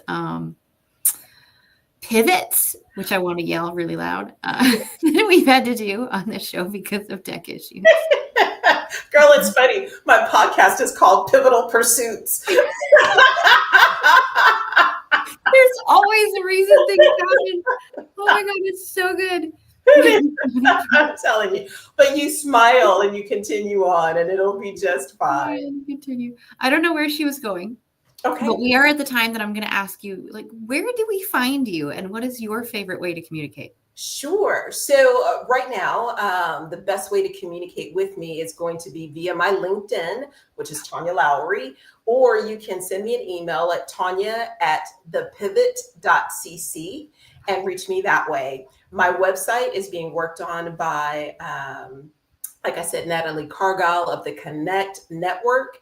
And so it should be up within the next month or so. And then people will be able to go to Clear Vision Living and be able to find me there. But if you reach out on LinkedIn, or if you reach out, like I said, Tanya at the Pivot, that's THEPIVOT.cc, then you can reach me that way as well. Sorry, I was just trying to let her know that, like, one of the camera or mic has to be turned on in order for me to bring her to stage. Understand. Yeah. So thank you for that. And I do like to hold space at the end of an interview, just in case there's something on your heart or in your head that you just need people to take away from this conversation. Sure. So what might that be? Thanks, Laura. And of course, Jan. I think one of the things is to echo what Daniel said in the previous interview. It was to basically take the step, move forward towards the life and the light that is going to guide you to your best life ever. And the second piece is I want folks to really think about each day, how did you bring joy to someone's life today? And if we live from that space, I'm telling you, we can change the world. And again, it's how did you bring joy to someone's life today? Oh, that's so good. I'm going to have to talk to you, like, behind the scenes, because it'll take more than a couple minutes. But the things that I'm planning is exactly that, on a massive scale. So I love it. I love it. So sorry for that, Jan. We do have about a minute and a half left if you wanted to ask your question. Well, I was asking, and I don't know how much you heard. I don't know what happened. Like this much. I had heard about the number on the scale being data, and Sure. and I wanted to get your thoughts on that, Tanya. Is that something you do also now, instead of tying up your emotions in it? Yes, ma'am. I had to reframe what I looked at. But one of the things that helped me is as I started to see the weight shed off, what it started to be was more of a motivator to be able to look to see, okay, where am I at today? I don't necessarily at this state, since, like I said, I had the surgery back in 21, look at the scale. I do look at it often, but really, again, it's information that can help a person move forward. And that's how you have to frame it. And I agree with you 100%, Jan. We do have to stop letting that define us. But we also have to be honest and say, however we show up, right? Yeah. People will take us and try to put us in a box and label. And it doesn't mean that that's what you are, but it does mean if you want to be different from that in whatever capacity that looks like for you, then you need to own that and be able to enact what you need to do accordingly. So I'm going to end this interview by saying that you showed up honest, enjoying life to the fullest, and dependable and carefree, because with all the ins and outs and ups and downs of this conversation, you just showed us those 3 words that we started with. So applause to you. Yay! Well, thank you so much. Both so much. I enjoyed it tremendously. And I look forward to supporting the other folks that are about to come on and share their life story as well. Awesome. So I will ask that you stay, but I'm calling this the official close of the interview portion. We have a few minutes until we actually switch over. But what I like to do in these few minutes is just to pull out some of our favorite pieces of this conversation. Okay. So I will start with you, Tanya. What is something that stood out to you in our conversation today? I think it's the fact that you all are fantastic interviewers, that you allow a person to really share their story. But the other piece is that you challenge them to really think about, well, who am I and what is my story? So I love that. Thank you, Tanya. What about you, Jan? What is something that stood out to you today in this conversation? Oh my goodness. So many things. Just, I still love the fact that you said choice. It's our choice. Yes. And that's, for me, that's what things boil down to. Yes. It's your choice. If you keep choosing to be negative, well then there you go. So I love that. I love that and I love what you just said a moment ago when I came back on about doing something for someone else is so incredibly wonderful for you as a person. And science shows that. It's not just us saying it. I mean, science actually backs that up. So that's fantastic. Mm. Yay. See, I need y'all in my life every day. I love it. I love it. I love it. Okay, two things that stood out to me. One, the reason why my mind was like, no, we're going to replace the word sparkles with sunshine for you. Maybe it was because I remembered that picture of your shirt and you just looked amazing in that photo. Oh, thank you. Because your smile is just like this little piece of sunshine. And then the second thing that I do want to share is I loved how with this particular interview, like the tech issues that happened, it was an opportunity to showcase the work that you do and the reason why you do it. Because so many people, when they're trying to share their message, they think they need to be perfect. They think they need the perfect background and the perfect message. And let's pre-create all of these words, which is why I start with that question at the beginning. So good. But yet you went with the flow. You're here to show up, and you showed up as you the entire time. That stood out to me, and I love that. So I'm celebrating you from over here. I love it. Well, I'm celebrating y'all right back. I appreciate you. Blessings to you tenfold, and continue to speak life as you do. Y'all are amazing change agents. And I'm telling you, how you're helping folks is phenomenal. So thank you. I want to test something right before you go. Sure. Are you able to turn on your camera? I want to see if you're still blue. You are blue. It's just time calling for me to get a new computer, and I'll do it. Haze. I love it. I'm telling you, to get off, when you get off with us, listen to Jimi Hendrix' Purple Haze. I'll do it. I promise you, Miss Stan. That's you today, Tanya. You're the Purple Haze. I love it. Though. Thank you, Dr. Tanya. All right. Love y'all. Take care. Bye. Bye. Oh, this is so good. Okay. Mila, just give me a thumbs up if you're ready to join us. Look, you're not blue. Yay. Okay. Just, my cheeks hurt. It's great. I knew it would be a good day. So Mila, I think you get how I'm going to start off this interview, but I'm still going to ask. I'm going to ask every single time. If you could have other people describe you in just 3 words, what would you love those 3 words to be? Well, inspiring, energetic. Some people think I'm way too energetic. And I'm a manifester. I make things happen from nothing. Well, that explains everything. If we look at the human design, I'm a projector, which means I don't create my own energy. I focus the energy of other people. So if you're a manifester and you have the energy, then you can manifest because you have the energy and you can generate that. Or because I believe. You believe. So celebrating you. Awesome. The follow-up that I really want to take this into and how we get into your story and all of that is if we look at these 3 words, the inspiring, the energetic, and the manifester, how do they play a role in the key message that you have for people? Well, of course, I'm a publishing coach and a speaking coach. But besides that, what I do is I inspire people to give all they can. Because if everyone in the world would do that, it could solve a lot of the problems we have, And my talk at UCLA last year with Corey was about giving.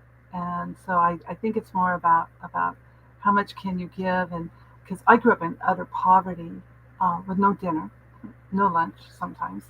And I ended up marrying an organic farmer. So I don't want people to feel sorry for me. I want them to go out and help the kids who don't have food now. And they're still out there. And I know what it's like. And it puts a pit in my stomach when I think of it, not for me, but for those kids. So I've given all I could all my life. I was a missionary in my own neighborhood for 38 years. And so mainly my testament and message to people is give all you can, because guess what? Even when I had nothing, I would still give my friend my shirt if she wanted it. I could go to the thrift store and get another one. So it's like, and because I gave, it manifested my life into huge abundance. I live in a beautiful home that my father-in-law helped us build. And I have 2 ranches, and I have all the food I want. And we give 10,000 to 20,000 pounds a year to the food bank. I mean, you know what I'm saying? It's like give it. A lot of people don't give because they think it's going to take from them. But the more you give, the more you get. That's not why I do it, but I get it back tenfold every time.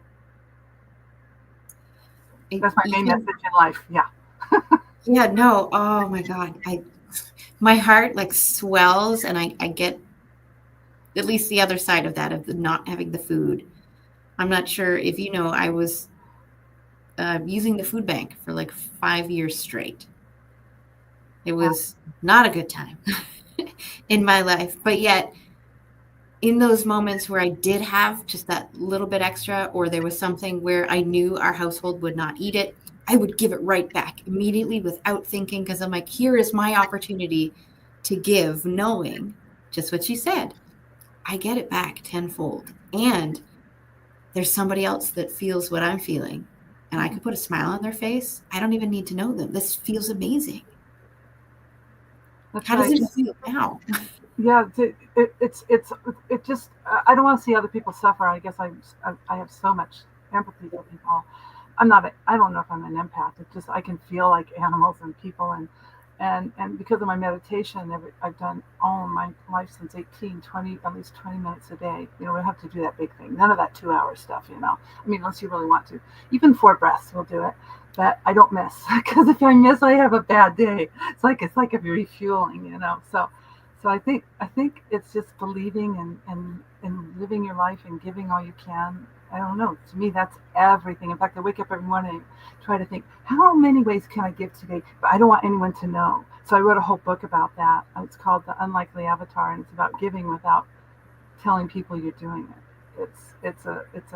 It's to change the entire world through everyone giving, and in the end, they make an app called Giving It Forward, like paying it forward, but giving it forward. I think I'm making the app myself. I have an app too, but it's from Pen to Publish. But I'm thinking about making an app like that. And so the whole book is about how she saves everybody and gets everybody together with the app.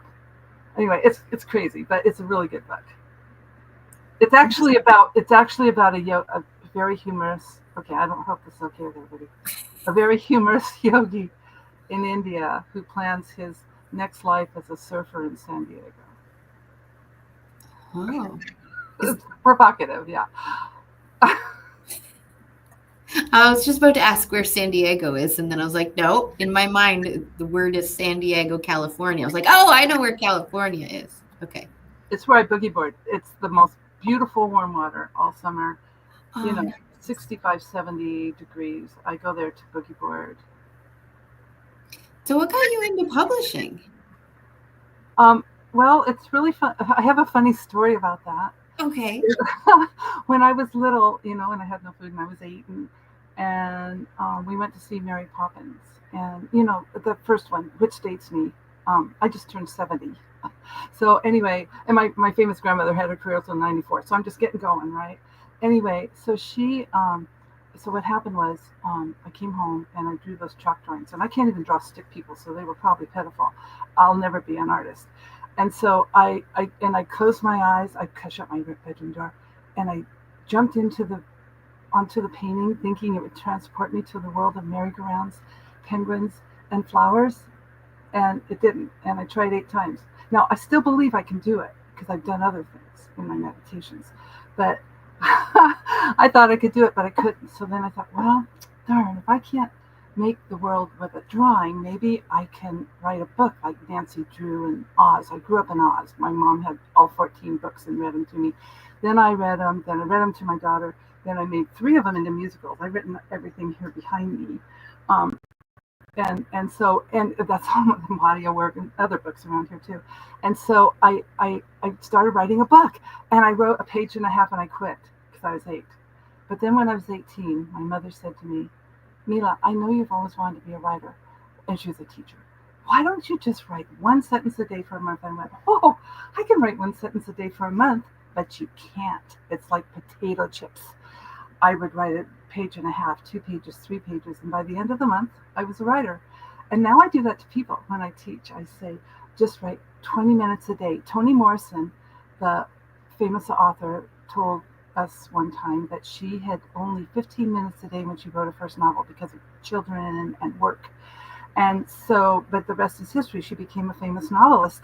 And so I tell people 20 minutes a day is all we ask. Actually, that's the word on the writing street right now too. And then I say even 5 minutes a day will add up. And then people come back and they go, Mila, you tricked me. I can't just write 5 minutes a day. Oh my God, I love that. Okay, do you write at all, Jan? Because I'm curious with all of our experience now. Have you ever tried to just sit down and write the 1 sentence or maybe for 60 seconds? Well, I wrote a book. That's my book right there. So, Yeah. Yes, I mean, I had writer's block. But what I used to do is, and I love that, just 5 minutes, but I used to get up for 5 minutes and do something else. And, when I had that writer's block, or I'd go, and unfortunately my husband would say, I'd go and have to talk to him about what I wrote, what I think I was going to write next. And he'd be like, yeah, okay. I was like, my husband too. I don't tell him anything. He's like, but he's my biggest advocate now with my book, because everywhere he goes, everywhere we go, he'll go, well, do you guys carry books here? Do you sell books here? Because my wife's an author,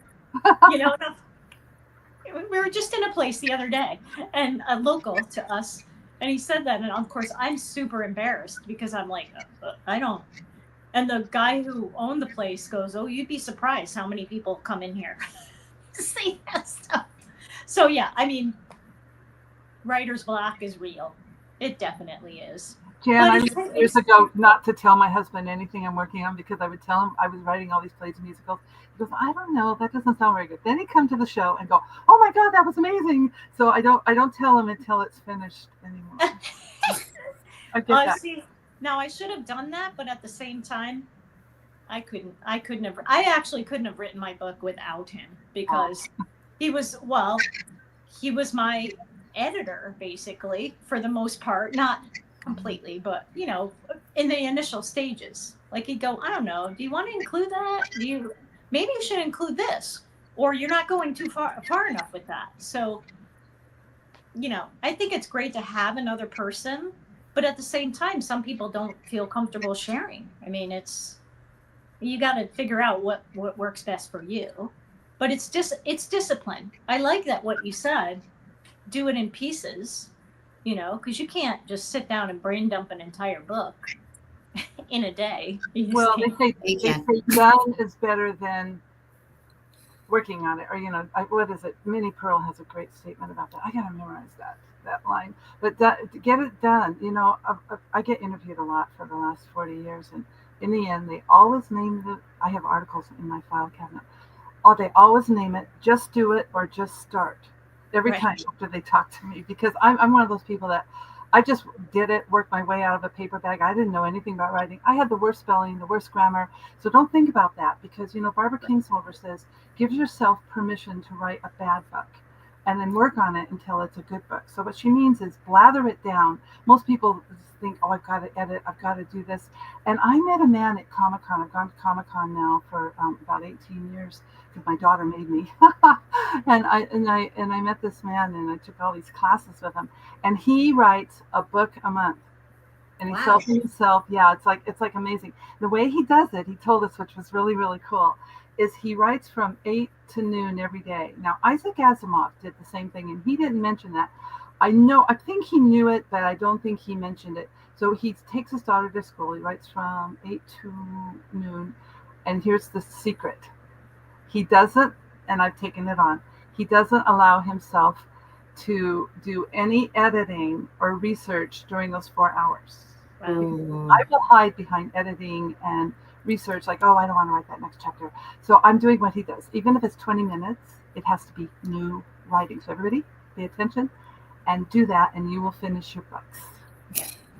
Yeah. That's what I was going to say about your, just write one sentence.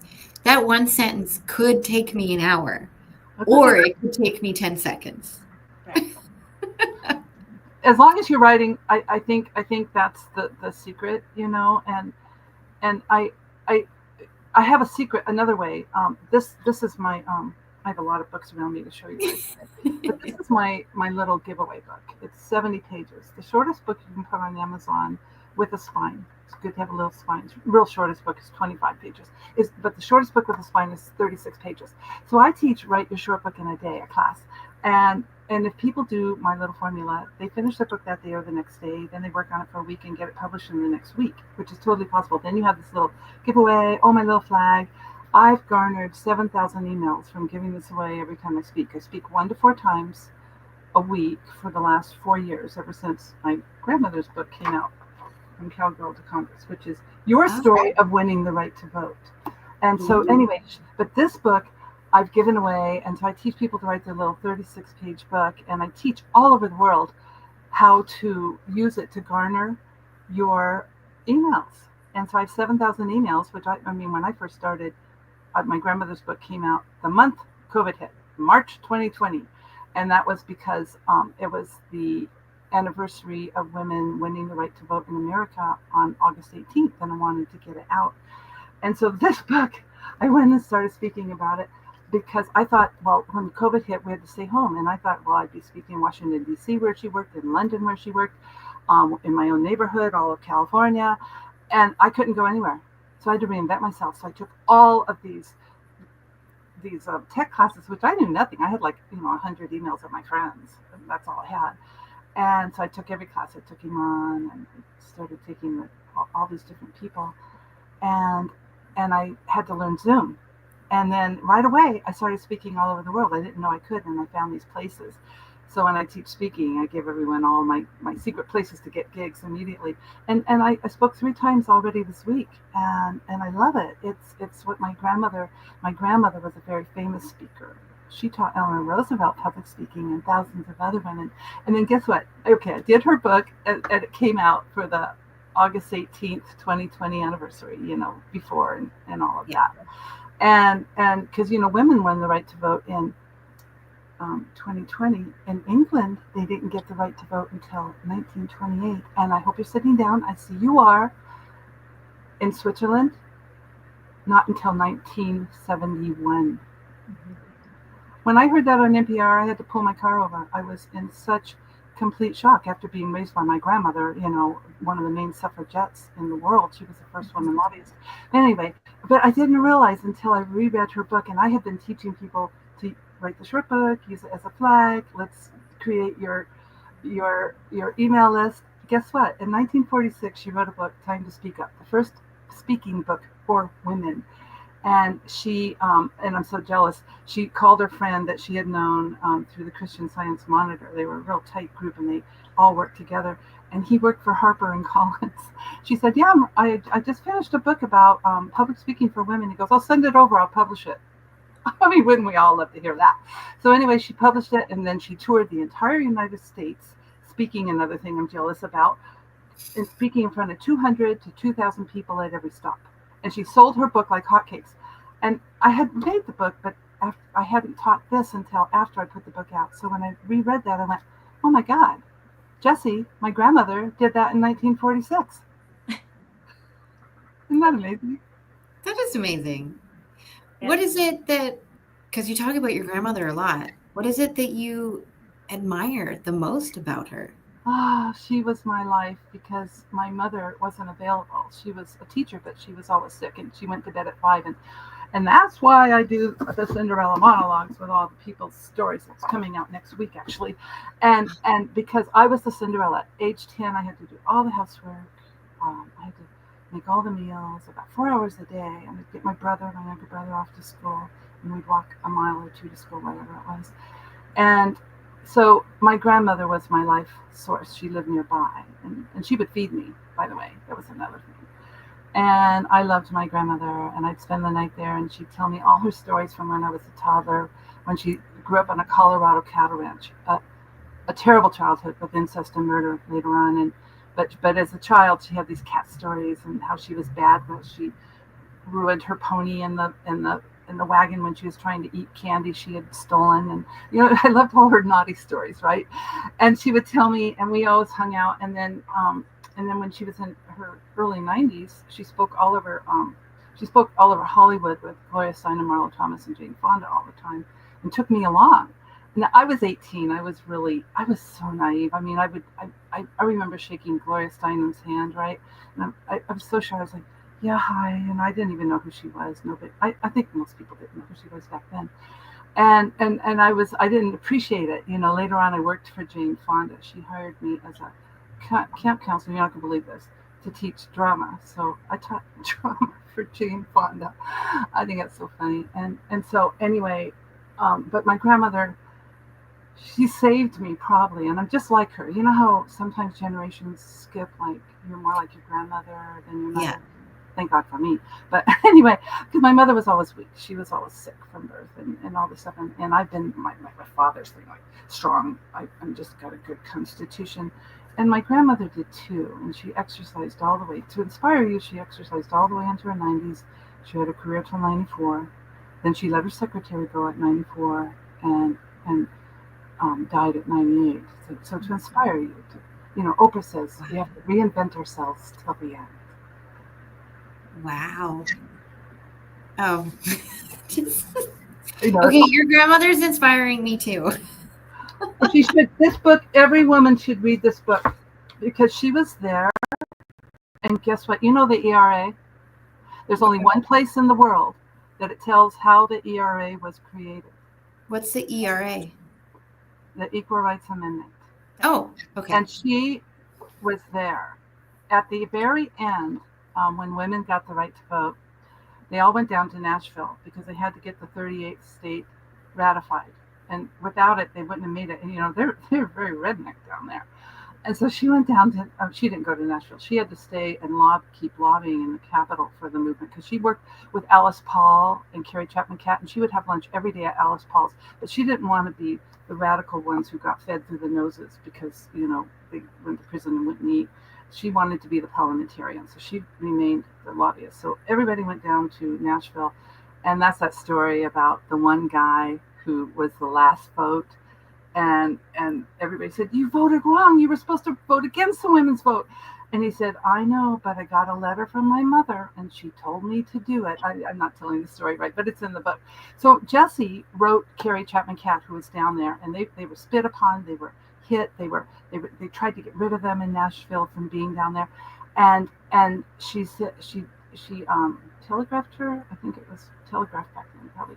And she said, hey, Carrie, we should have a party up here. And she worked intimately with Carrie. They toured the whole United States to get it ratified. And my grandmother was the third speaker on the podium. And she said, Carrie, we should have a party. I'll put it together. And you come up here before you go home to New York. And Carrie was way ahead of her time. She was married to a man. And he was so open with her. He said, okay, you can do your women's thing, but 6 months a year you come with me and we travel the world and do our thing. 6 months you can have that. So that was an avant-garde marriage back then, right?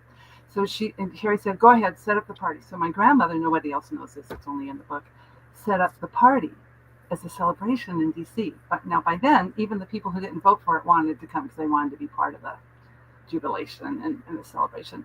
And she got all the flowers donated. She got the Poli Theater donated. And then Carrie came up, and right before they were going to go on, she went to Carrie's office in a hotel room, and she said, Carrie, and because Carrie was older, and Alice and Jesse were the same age, and she said, Carrie, it'd be so nice if you let Alice come on the podium because it was both of you. And she said they were so opposed to each other, radical and parliamentarian, that if we wouldn't have had both of them, we wouldn't have had the vote in 1920, because they both did their way. And Carrie, very lovely woman, said, Jessie, I just can't. There's been too many insults and water under the bridge.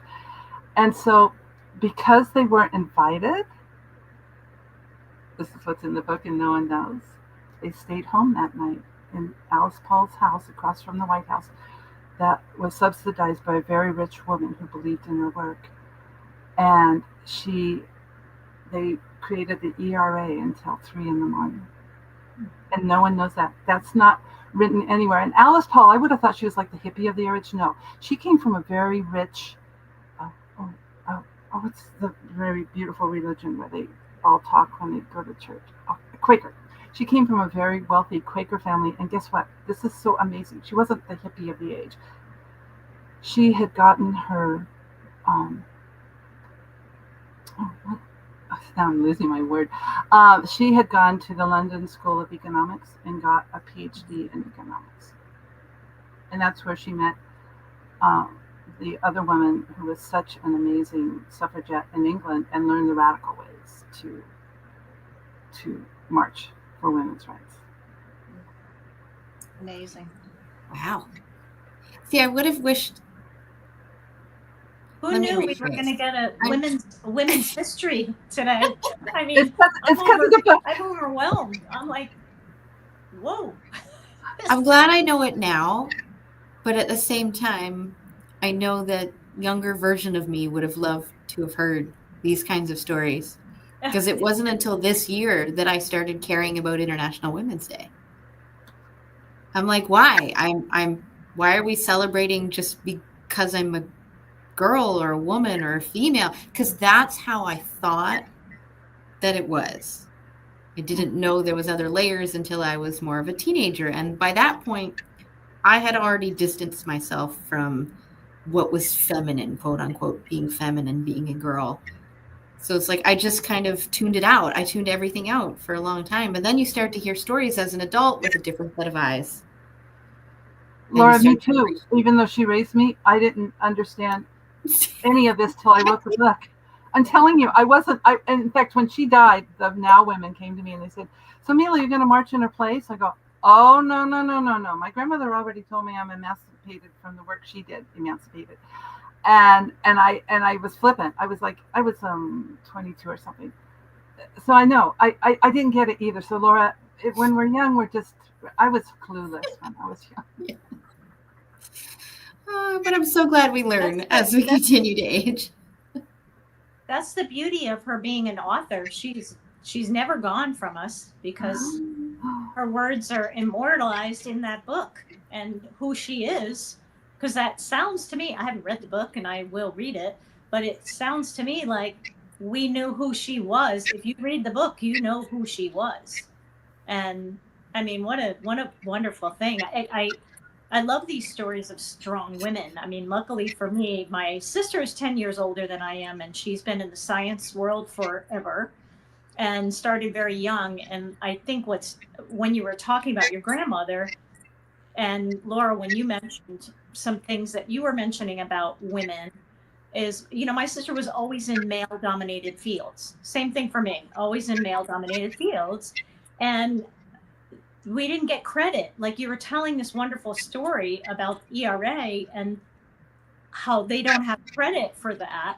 There's so many occasions where women haven't been credited things. Not that I'm standing here going, we need the credit, because I don't think it matters ultimately, because you know what it is, what happened, you were a part of it.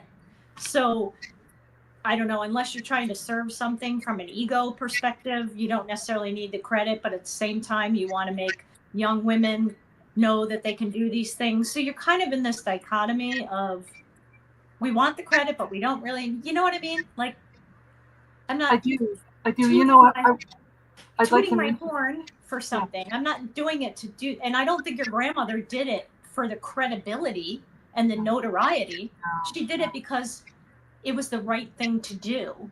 So, that's the bigger picture here, is it's because it's the right thing to do, not because I'm going to get the credit for it. Well, So, I'd like to stand on my soapbox for 1 minute and say, well, I'm always on my soapbox. I speak out against pesticides and insecticides and GMO, and I think she would be on that bandwagon now too. I wasn't going to be like my grandmother, and I'm exactly her now. But the thing is, I want to tell you, this is my real bandwagon. The most marginalized society all through history was women. right. Before we give reparations to anyone, we need to give them to women. I'm not for reparations, Yeah. actually, but I'm going to tell you what. Until they give them to us, all through history, and that's just my band. This is my soapbox these days, and I become her. I am. Yeah. I hear you. Actually, I read about a woman scientist, and of course, all the stuff that I've read, things start to, you said a moment ago, you were like, I'm having a moment, because you get to a certain age and you have a lot of these moments, brain-wise. I've always had So, them. anyway, but this woman, she discovered that emotions are actually tied to physical attributes on your cells, without getting too much into it. But that there's an actual, you can actually see emotions at the cellular level. She never got credit for that because she was the female in the lab. And so the head of the lab, who was the male, was the one who got all the credit for it. So, but at the same time, we know now through me reading about her, and I'm sure other people have read about her, that she was the one that actually was the initial discovery. It takes a team to do everything, but I would agree with you. I mean, women are marginalized, and we always have been. Yeah.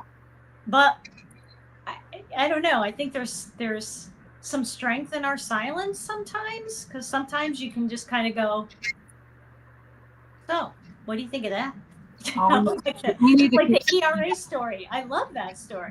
We need to keep speaking out, because there's another thing I talk about is 50% of my friends had been molested. I wasn't, because there wasn't any bother around. Yay, because it's mostly proximity, right? 90%. And when Me Too came out, I found out 70% of my friends had been. And then one young girl that I had taught in my classes years and years ago, I've taught over 3,000, 4,000 kids in theater, and we put on these huge productions with these plays I wrote. And she wrote on Facebook, I was molested by someone who's a dignitary in our town, and I don't want to say it and report him because it would ruin his family. And I said, ruin him now before he does his grandchildren. I'm pretty adamant about that too. I don't mean to be adamant, but now I am. Now I've become Jessie completely. But it was after I matured, Laura. I had no idea when I was young. I was so, like I said, when I met Gloria Steinem and all those people, I had no idea. Even though when I worked for Jane Fonda, I became the hero of the camp, and she thanked me later. So that was good. Wow. Okay. So if we take out the writing part, because obviously with all the books behind you and transcripts behind you and all the stuff and things, you write. What are the other ways that you like to share your message? Well, I speak, like I said, 1 to 4 times a week. I speak on many subjects. You should all have like 5 subjects you speak on or more.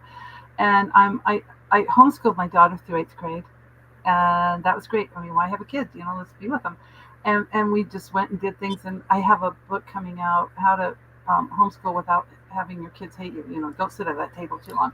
So I speak about that. I speak about manifestation, because I realized suddenly, recently, I'm a really good manifester, because I own 2 ranches and a beautiful home, and I had nothing when I was a kid, and I daydreamed, and I daydreamed my husband.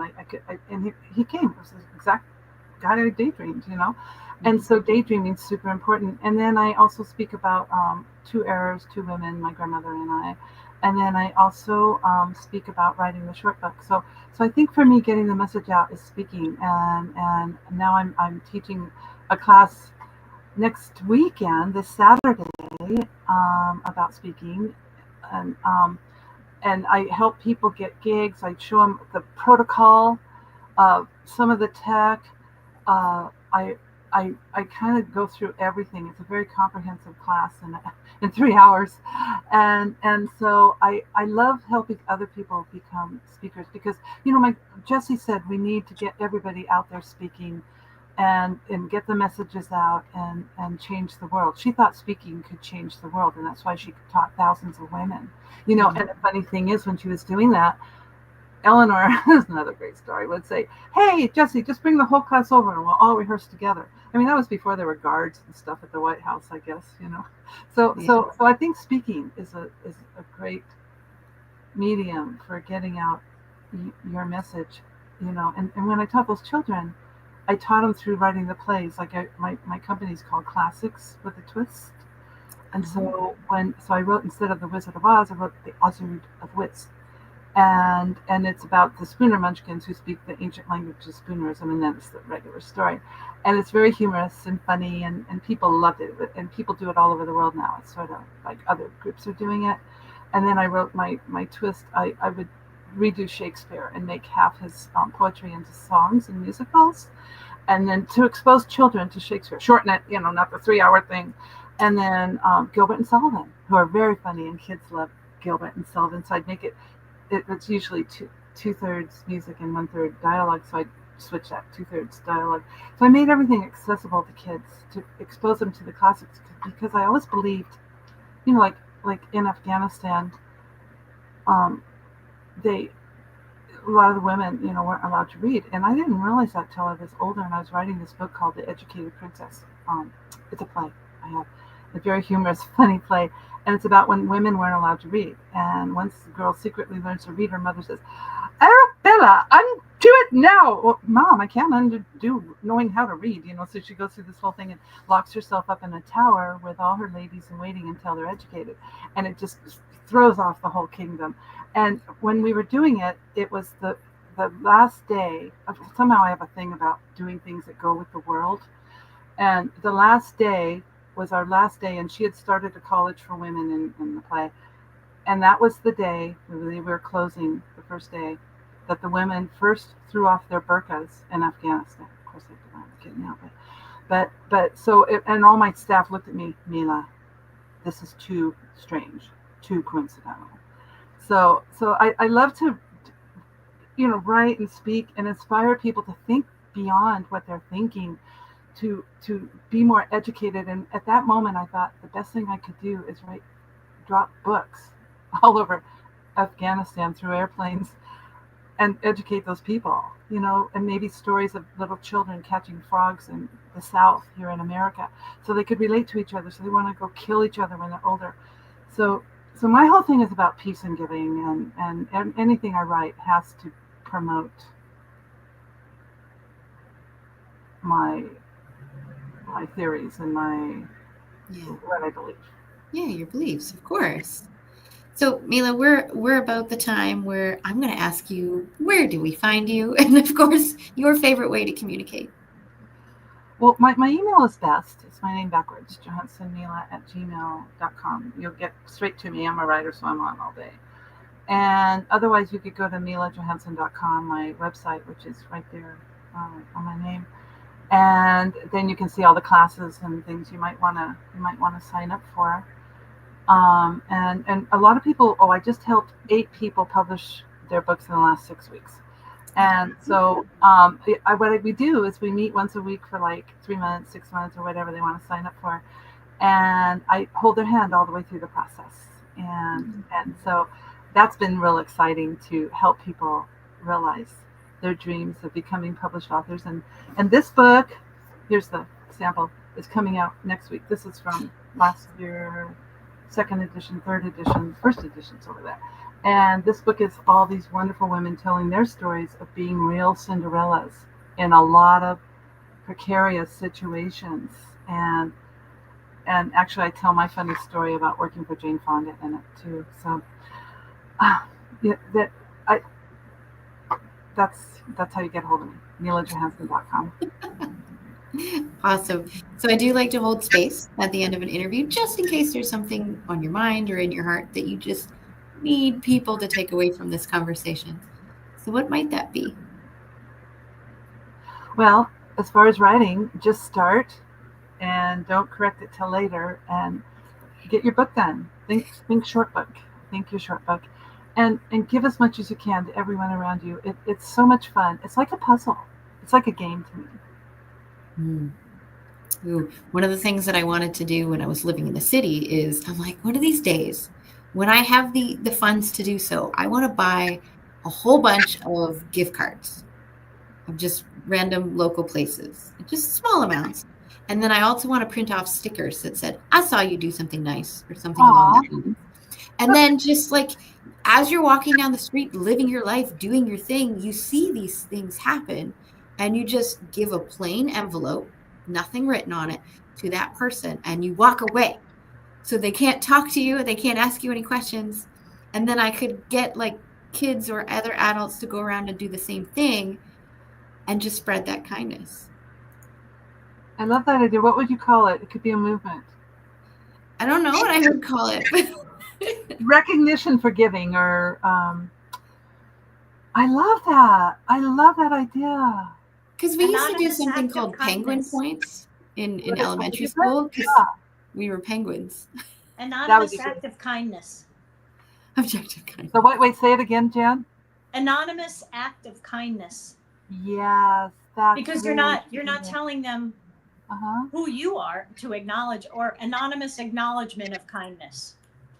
Maybe if we could, think about that, Laura, because if we could teach the kids to give more. My daughter got into a really high-end college because she had over 1,000 hours of philanthropy, giving and volunteering, and they count that as 1/3.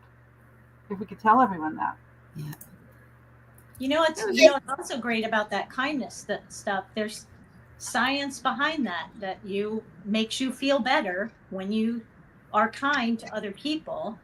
And to Laura, I like your idea of just doing it, because the other part of that is one of the scientists I read that had done a study about kindness and doing acts of kindness.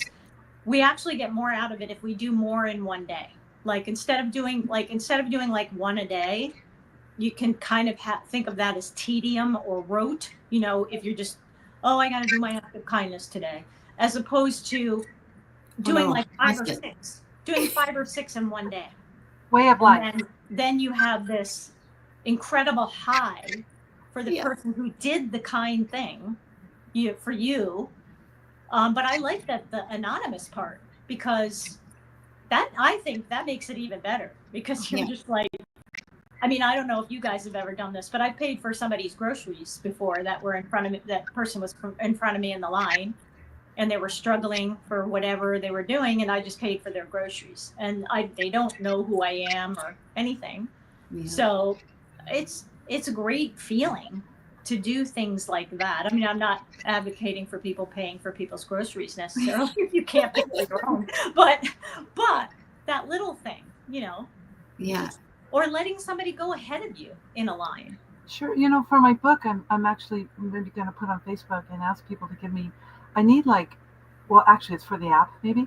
I need hundreds of ways to give. Like maybe it's buying a chocolate bar for your grandmother, or opening the door, all the little things. But other ways, like I was hoping that I could mine ideas from people. For the app or the book or whatever. I could give you a bunch of ideas. I'll take them. Would you send them to me? Send them to me and I'll include them. Because it could be anything, like small to big to, people think, I've got to go volunteer at a thing, but you don't. You could just, one little tiny thing could make a person stay. Right. Yeah, absolutely. And you know what? They can then, once they do that thing, they can go to I have a weekly thing on my social media feeds called What Went Well Wednesday. I do it on Wednesdays. You're supposed to do it every day, but I do it on Wednesday, and I try to get people to join in so that I actually did it on the bLU Talk Facebook thing at one time. And I just want people to lift other people up with their things that was good for them that day. And why was that good for you? Because when you see someone else sharing that stuff, you think, something like that happened to me. I didn't even recognize necessarily that was great. So that, like, if I do a kind thing and I go and share it on the because I saw the person's face as they walked away from me as I handed them that card. Exactly. I do need to cut off this conversation just for now, and we'll call this the official close of the interview. So edit, copy, all that. Thank you, Mila. Now I do invite you to stay for the next few minutes because we do have about 3.5 minutes before our next guest. And what I like to use this space for is just to highlight some of our favorite insights or favorite moments of the conversation that we just had. So I will start with you, Mila. What is something that stood out to you during our conversation today? Well, since I'm used to my own stuff and when I speak all the time, I really liked what you were saying, Jan, about the science behind. You said it 2 or 3 times about different things like the giving. So I thought that stood out. And also with you, Laura, I love everything about you, of course. Aw, thank you. But I really love your idea of doing that instead of giving tickets to people. You see the little books of tickets where you can pass them out like someone parked in front of you, and you can pick them out and put them on the car. Well, we could have you can make a little book of tickets that we could give people for doing good things. Yeah. I love that idea. That's really cool. Go with that. Go with it. Jen, what about you? What's something that stood out to you? Oh, I love the fact that I'm now I'm sitting here chomping at the bit to order that book that your grandmother wrote because I'm like, oh my God, that's so great. And I love that story about the ERA. My mind right now, what you should be seeing behind my head is because I'm just like blown with that. I just love that. It's priceless for me, that kind of stuff. Oh, and Mila, there's so many things. Laura, what stood out for you today? I've had conversations with Mila before, and I've had the pleasure of interviewing you before.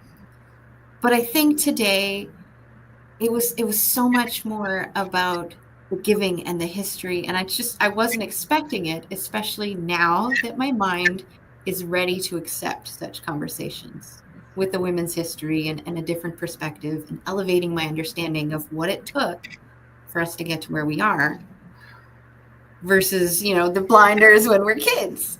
I just thank you for that insight, Mila, and just the story where we're like leaning in. Tell me more. Thank you. I'm so happy to be with both of you today. Thank you. Mm-hmm. Thank you. So we have about 60 seconds left. So final comments, I guess, or anything else you want to share? Be happy. Be happy. You deserve it. Oh, definitely. Don't worry. I do say at the end of most talks, no matter what's happened to you or where you've come from, you can become anything. Yeah. Again, we're back to that choice. We're back to that choice from the previous conversation. Yeah. It's what you choose. You have the power. So again, thank you so much, Mila. It was such a delight. We will talk soon. Thank you. Bye. Okay, we do have our next guest in the background. Chris, is it Chris or Christopher? We'll check it out. Just give me a thumbs up if you're ready to join us on stage. Welcome. Do you go by Chris or Christopher? Christopher. Christopher, full name. Cool. Christopher, nice to meet you. Nice to meet you, Laura. So I do these interviews slightly differently, just a little bit, because usually when you're on a podcast or doing an interview, you have your top 5 tips or your elevator pitch and these pre-programmed responses. I just want to shake that up a little because I want to get to know who Christopher is behind the message, behind the business. So here's my question. If you could have other people describe you in just 3 words, what would you love those 3 words to be? Generous, kind, helpful. Aww. I can feel those already. So then, of course, the follow-up is, how do the words generous, kind, and helpful, how do they play a role in the key message that you have for people? How do they play a role? That's an interesting question. Thank you. I don't know. It's something that I think about. It's just something that I am. Exactly. Right. And so for me, it really comes down to being versus doing. So Mhm. the way that I'm being is more impactful than the thing that I'm doing for you. Ooh, yeah, more impactful. I can never write Leading by as fast. example. Yeah, Yeah. leading by example. I had the privilege of going to Milton Hershey School in Hershey, Pennsylvania. And Milton Hershey School owns 51% of the stock of Hershey Foods Incorporated. So Milton Snavely Hershey was a young man whose father decided to put him in a confectionery apprenticeship for 4 years. And after that apprenticeship, he decided that he was going to open up a business. And he borrowed some money from the family, and the business failed miserably. Mm. And he then decided to move to St. Louis and borrowed more money, and the business failed miserably. So he got on a train, sent all of his stuff back to Philadelphia, and borrowed more money, and the business failed miserably. So he had to go to work, and he worked at a factory. And then during his lunchtime, he decided to share these caramels that he would make at the industrial park. And as he continued to keep doing this every day, he ran into this guy named Longfellows from London. And this guy decided to give him $1 million to open up the Hershey Caramel Company. And then he sold that business, I think in like 1907 or something, for $1 million. And you can imagine what $1 million is today. That's a lot of money in Yeah. 1907. Yeah, that's like tons of money. So him and his wife decided to open up a school called Hershey's Industrial School, and he bought 486 acres, and he adopted 12 unfortunates, which were boys who'd lost their fathers during World War One. Oh, And I think his example of generosity is something that they're not preaching generosity to you when you're going to school, but you're at the effect of generosity. You're at the effect of kindness. You're at the effect of helpfulness.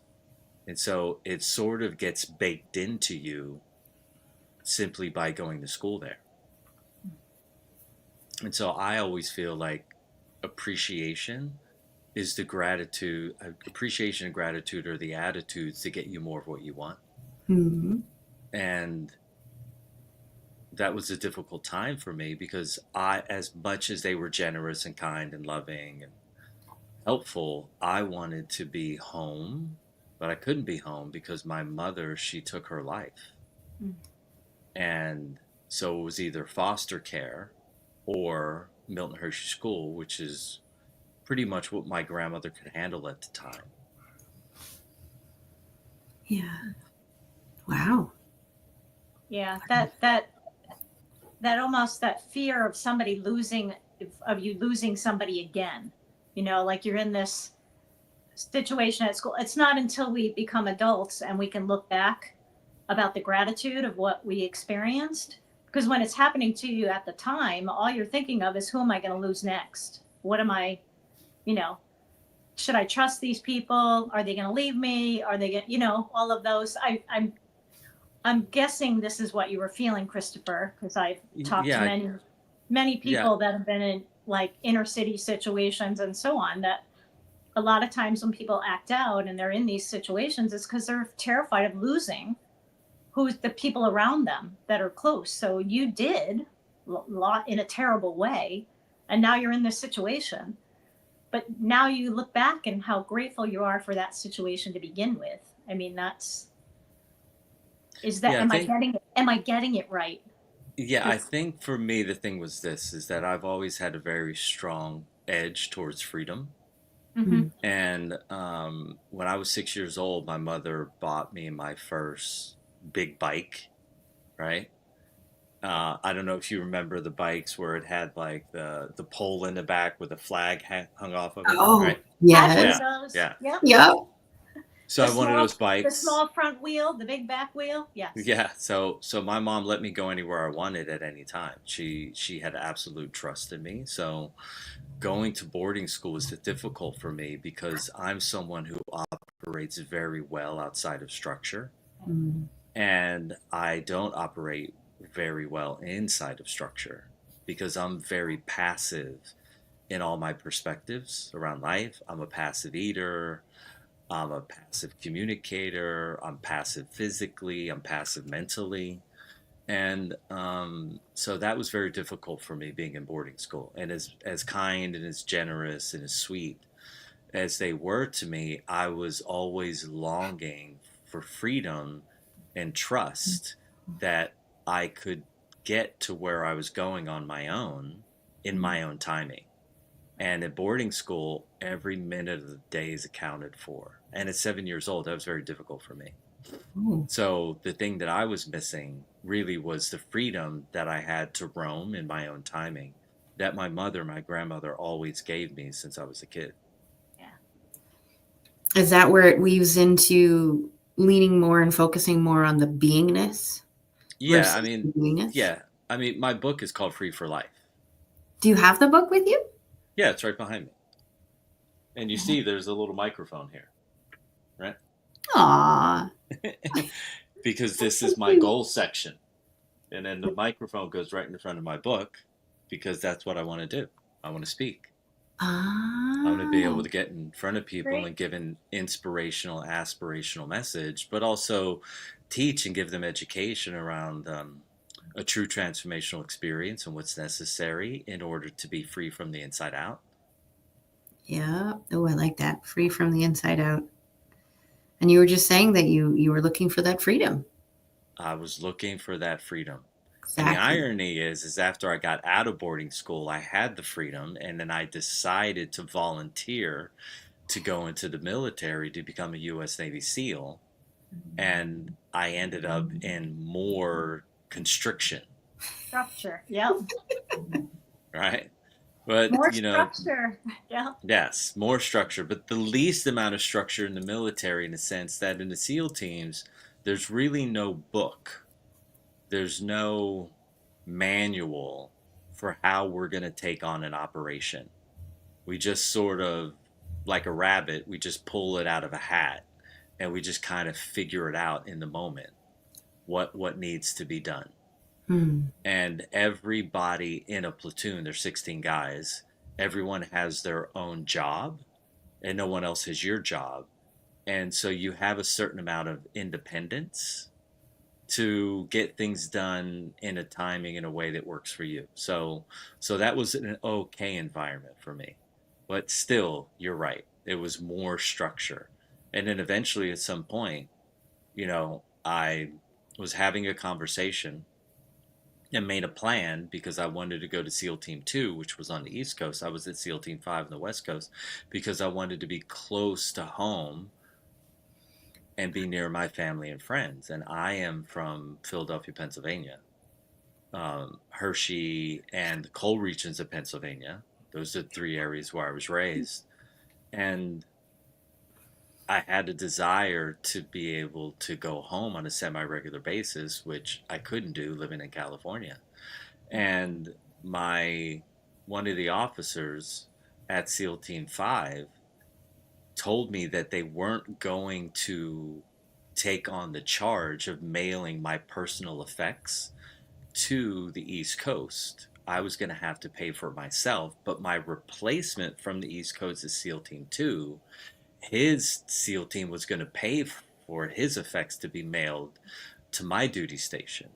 And at that moment, I remember thinking, oh, they care deeply about him and his goal to be in California close to his family, but you don't care about mine. And 2 weeks later, Chris's vacation was coming up, and I had 90 days of stored vacation on the books, and I decided to go home. And while I was there, I went back to the base and I checked out of the military because my time was up. And I could have either extended more time.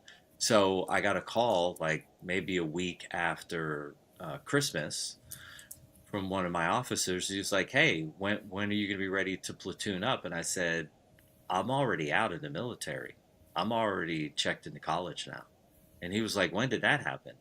I said, "Over the Christmas holidays." And so I just checked out because I didn't feel like they were going to invest in me. And then I saw this other team investing in this guy, and I said, "No, I won't participate in an organization that doesn't see me as valuable at an emotional level." Yep. And I moved on from that structure. How has that experience shifted the way that you do your work today or share your message? Yeah, I think what happens for me, because I work with people one on one and I Yeah. teach groups, and I've always been someone that I never try to keep students close to me, right?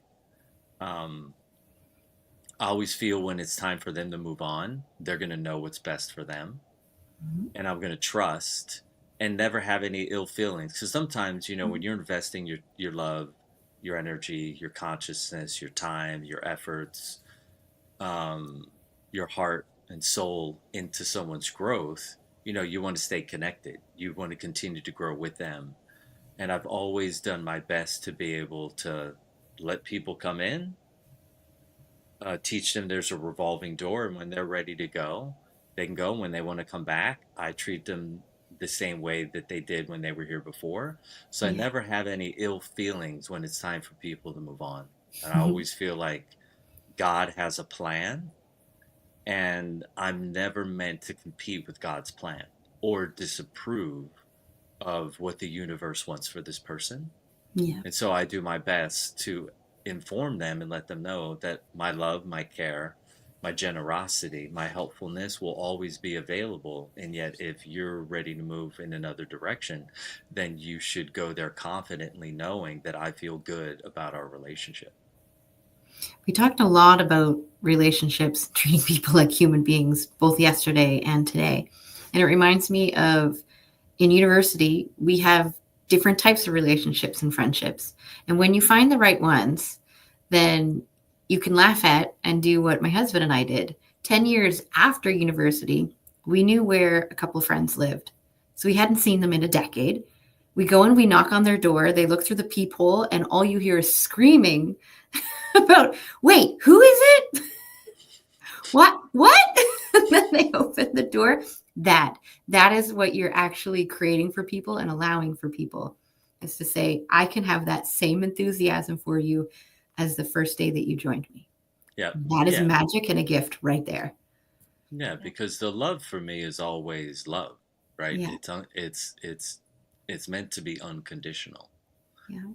And I love surprising people in that way, and I love being surprised in that way. I love receiving a text of like, "Hey, I just want you to know that that conversation we had 5 years ago in a grocery store changed my reality."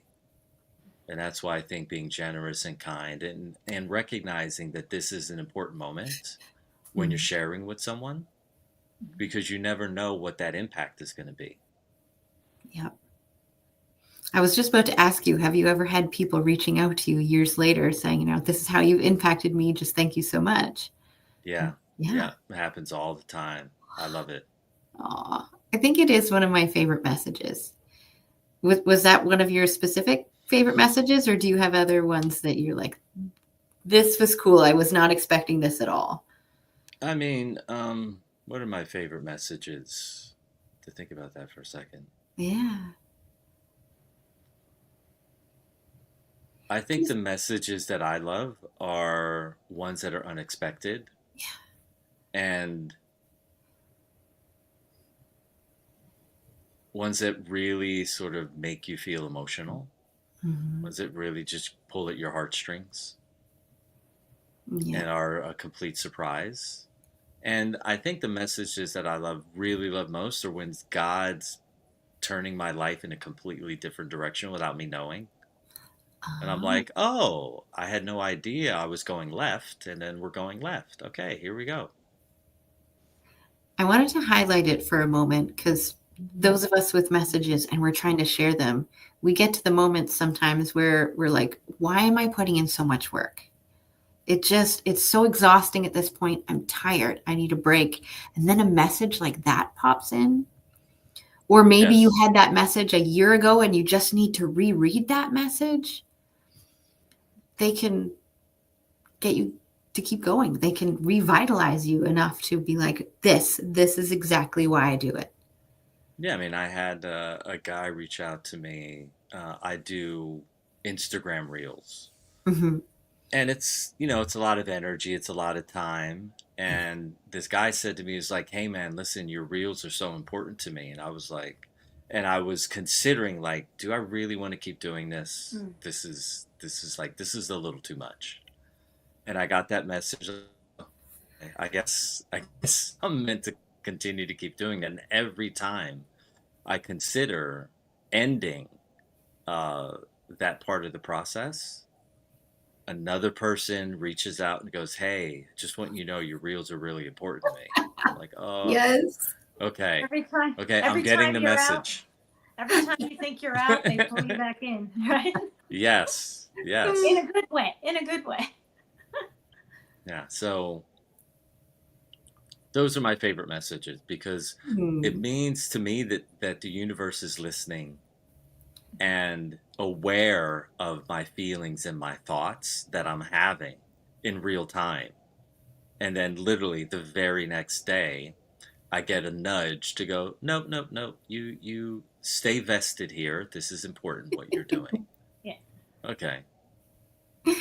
So let's talk about the way that you share your messages. I noticed that you had a book and you showed us, you pointed in the background of your book. And then the little microphone, which is so cute, in front of the face of you on the cover of your book. You mentioned that you wanted to speak. Have you Yes. spoken beyond podcasts at this point? Yeah. I mean, I have my own podcast, the True Body Intelligence podcast. Ah, And then I have been a guest on probably 150 different podcasts. nice. And we'll continue to keep doing that for a few more years. Mm-hmm. But really, the thing about a podcast is people can come in and they can check out, right? It's a little bit different when you're standing on a stage, Yeah. and there's 50 or 100 or 1,200 or 12,000 people where they can be mentally checked out, but they have to be physically there. So Yeah. I've always been one that understands that my learning channel is energetic. And I know that we never talk about that as a learning channel. But I know if I'm on stage and there's 12,000 people there, that my energy is going to be projected really strongly. And Mm-hmm. even if they don't understand the message at a conscious level, I know that at a super conscious level, they're going to be impacted and something's going to shift for them. Yes. Do you have a favorite moment when you're on the stage, a live stage A favorite with the moment? audience? Yeah. I just think all of them. I You mean, like it's all? it's just, yeah, literally just being on the stage, because when I'm driving home, the favorite moment for me is like I get this feeling overall and I'm like, yes. Yes, I did it. I showed up, I gave everything that I had, and I move on. But there's just this emotion that comes across my heart, and I love that. Mm-hmm. One of my favorite moments on stage is when the audience goes silent and you watch the processing on their face. That to me is the sweet spot. It's like this is what I want every time, because when I'm on a Zoom, it's not as much. You can see facial expressions, but you can't see the body language. Mm. More of that nonverbal communication. But Mhm. in person, you can watch their whole body go from not understanding to starting that first step to starting to getting their aha moments. And you see that process with them. It's so good. It's so good. I think the problem, if we were looking at just being on stage and speaking, I probably would say that my favorite moment is when they're asking questions. Ooh. And Because then that I means they're get, listening, they're engaging. no, I mean, for me, the questions are like I've delivered my what I think is important, right? Yeah. But when they're asking a question, now we're engaging and we're in this co-creative element. Now they have a Ah, question. Now I have to engage them from this real time, authentic space rather than what I developed before I showed up. And in those moments, I feel like I'm co creating with Source, I'm co creating with the universe, I'm co yeah. creating with what people really want to hear. Yeah. And then I get to have that one on one experience with them. That's really important for me. Yeah. Just another example of talking with your audience versus at them, right? It's like Yeah. getting them involved, knowing not just an audience in general, but this audience, this Yeah. person's specific experience. Yeah. How do we personalize it? And that's what's missing when they try to do it themselves. They Google it or they ask AI and then AI spits out all this information, but they don't get that personalization like you're doing with a Q&A. Yeah. It So feels Well, what? good. that Q&A can also inform what you do next. That because you find out, like you just said, what people are really thinking, what you're going to it with what you think they want you to say, Yeah. and what you think they want to hear, and it can be something that they may not have realized that they needed to hear, which is fine. But then those questions can fuel your next move, your next, and you think, wow, I never considered that. Thank you for sharing, that kind of thing. And then you can go, okay, maybe I need to craft the next one from this. And then that way you're giving maybe a little bit more, because if one person is asking that, there's more than one person in there that has that same question. Mm-hmm.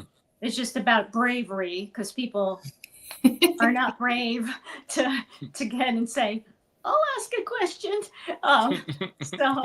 But then when they ask the question, 2 or 3 other people in an audience, I mean, pick the size of the audience, the percentage, they have that same question. So Yeah. that's why that collaborative experience is so wonderful, And because the other people in the room are doing this. Oh yeah, I was going to ask that, so. And it plays into the passivity in my mind, which is a strength for me.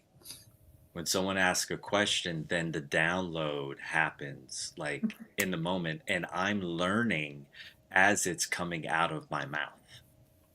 Yeah. Oh, I know exactly what you're talking about, because at the end of my karate classes, that when I would have these moments, and because we had a shrine in the front of the school, the dojo, and we would talk after class. I would talk, and I would say these things, and I'd go just exactly what you just said. I'd go, oh my gosh, afterwards, where did that come from? That was divine, because I didn't even have that there.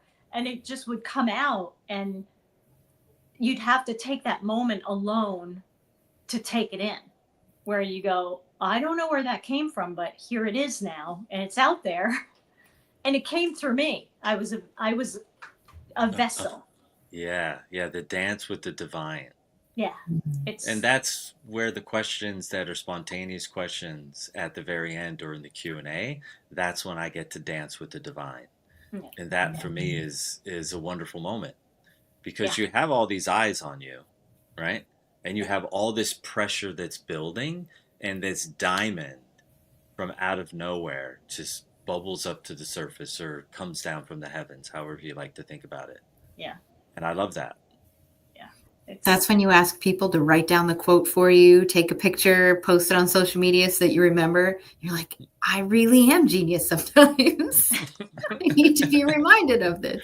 Yeah, meaning my genius is stepping out of the way and allowing the divine to come through me so that I can be a vessel and share and smile and enjoy that moment. And then I always inform people that, look, I would have never learned this had you not asked that question. Right. because I like people to understand that this isn't something that I knew before you before you asked that question. Mhm. Because I want to give people the credit to realize that we co-created that information, that knowledge, that download, that wisdom together, because our auras touching, our auras connecting, um, our auras being in that unique timing that we were, allowed for us to co-create this information that came out. Because I always want people to understand that everything is co-created. Like when you go to eat dinner, you're co-creating with your knife and your fork. When you go to the bathroom, you're co-creating with your toilet seat and your toilet paper. When you go to take a shower, you're co-creating with the loofah and the soap.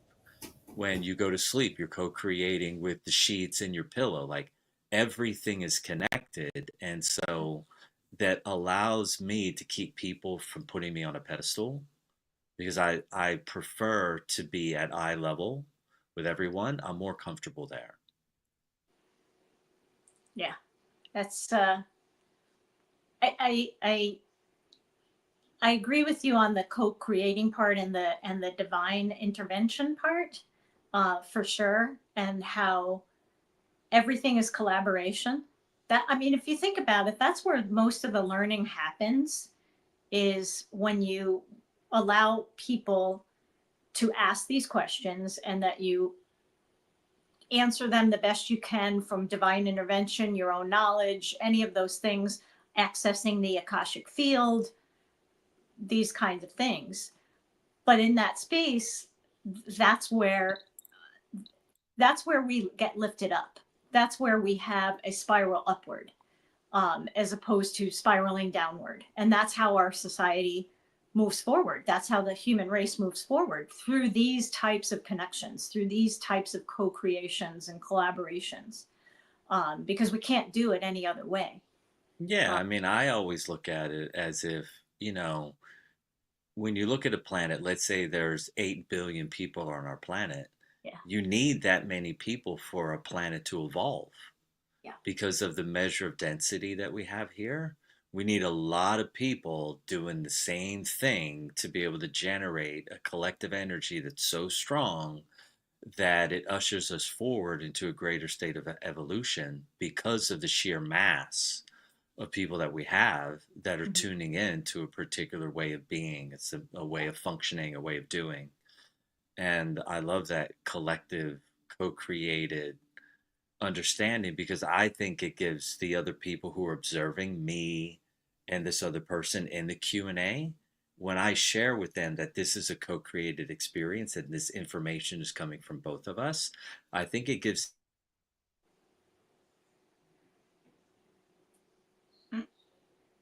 Uh-oh.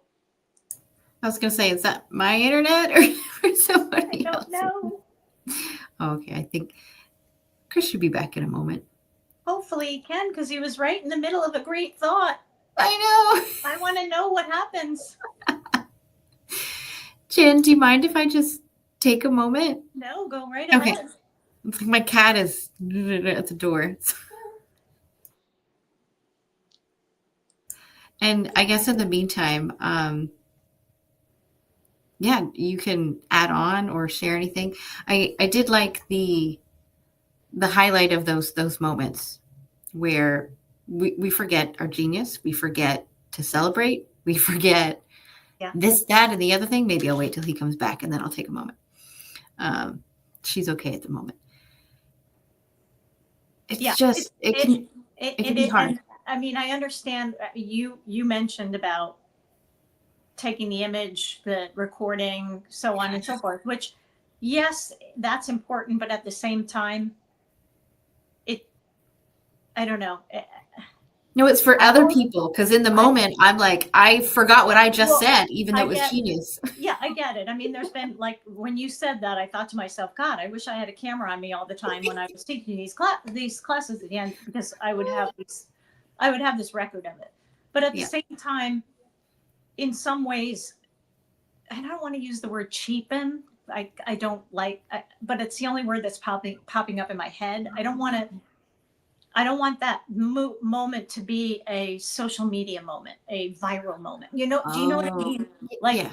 and not that that's a bad thing, because there's good points from getting the message out. Like if you said something great and you're getting it out to more people, that's a good thing. But do you see where I'm going? And I'm not doing it very well, but I do know what you mean. You want to keep the full value of the moment versus trying to yes, just narrow it to one moment. right. And You're like, it's this depth.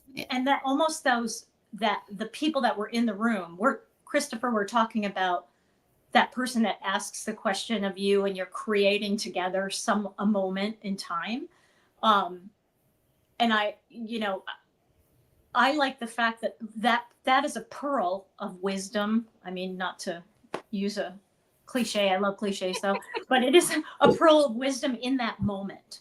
And that person has this gift now forever, because you're doing a wonderful thing, in my opinion, of saying to them that you were part of the process. You didn't just ask me this question, but that you have now become part of this process. And Laura, you said a great thing while Christopher was gone for a moment and we were waiting for him, that you've forgotten your wisdom. We forget our wisdom. And in that moment, Christopher, what you're giving them as a gift is that they do have wisdom, and that they're not just some passive participant in your talk. They've become involved and they've now moved it forward for other people, and other people in the room were part of that moment that happened. Yeah, and I like to acknowledge that, Yeah. because the acknowledging of that, the inclusion, I think gives everyone else in the crowd an opportunity to go, oh, you mean the question is as important as the answer. Right. Yes. Yeah. I'll be right back. And when okay. Yeah. Well, and when I'm sure and you've when heard, these are delivered, yeah, I'm sure you've heard this there's more before. space and freedom. Yeah, I'm sure you've heard this before, that there are no quote stupid questions, only stupid answers. but questions are what moves us forward. I mean, if you think about, I'm grounded in science, and my work, I do a lot of research of science of well-being. So those things, I mean, that we wouldn't have these research papers, these studies, and so on and so forth, that no one had a question to begin with. So the questions are what pushes us forward. And if you do as I've done, I've read thousands and thousands of studies. Every single study at the end, they always end with, we have more questions. So it just all keeps bubbling up, that we keep questioning, and once we stop, in my opinion, once we stop questioning, then we stop, period. Because you have to keep questioning things so that we can move forward, so that we stay curious, so that we want to know more. So I don't know if that's something that you would agree with, or. Yeah, I mean, for me, what's essential is for people to understand that knowledge, as important as it is pales in comparison to love. Mm-hmm. And so the love is the inspired action that I'm taking to the benefit of myself and to the benefit of this other person. And the reason why I begin to share that I'm having a co-creative moment with the crowd, because I want them to understand the importance of connection, and that connected value is palpable in that moment. If we can take the time to share with everyone in the moments that we're in, that their inclusion is what's making the moment so special, and that the information is always secondary. The connection is primary.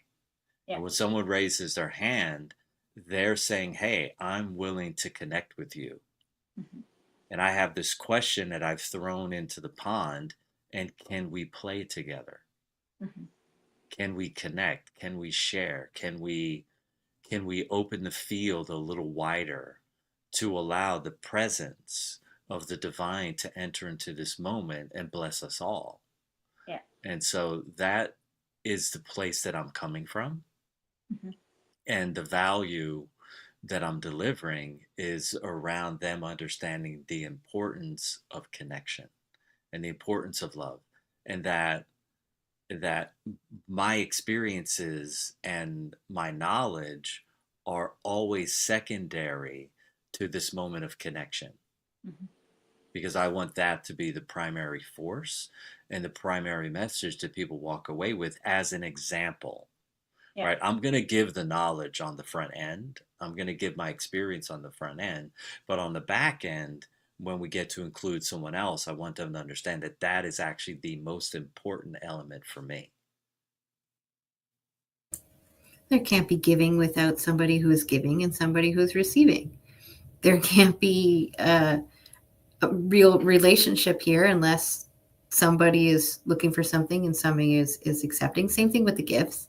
But then if we also think of it this way, if they just ask the question without having that connection first, then it just feels more along the lines of using us for information versus having that connection first means that now we're creating that relationship as a useful and helpful thing with that co-creation, just as you were saying. It's just like the energy feels completely different. But Christopher, I want to make sure that we get in how to find you, of course, and your favorite way to communicate. What my favorite way to communicate is nonverbal.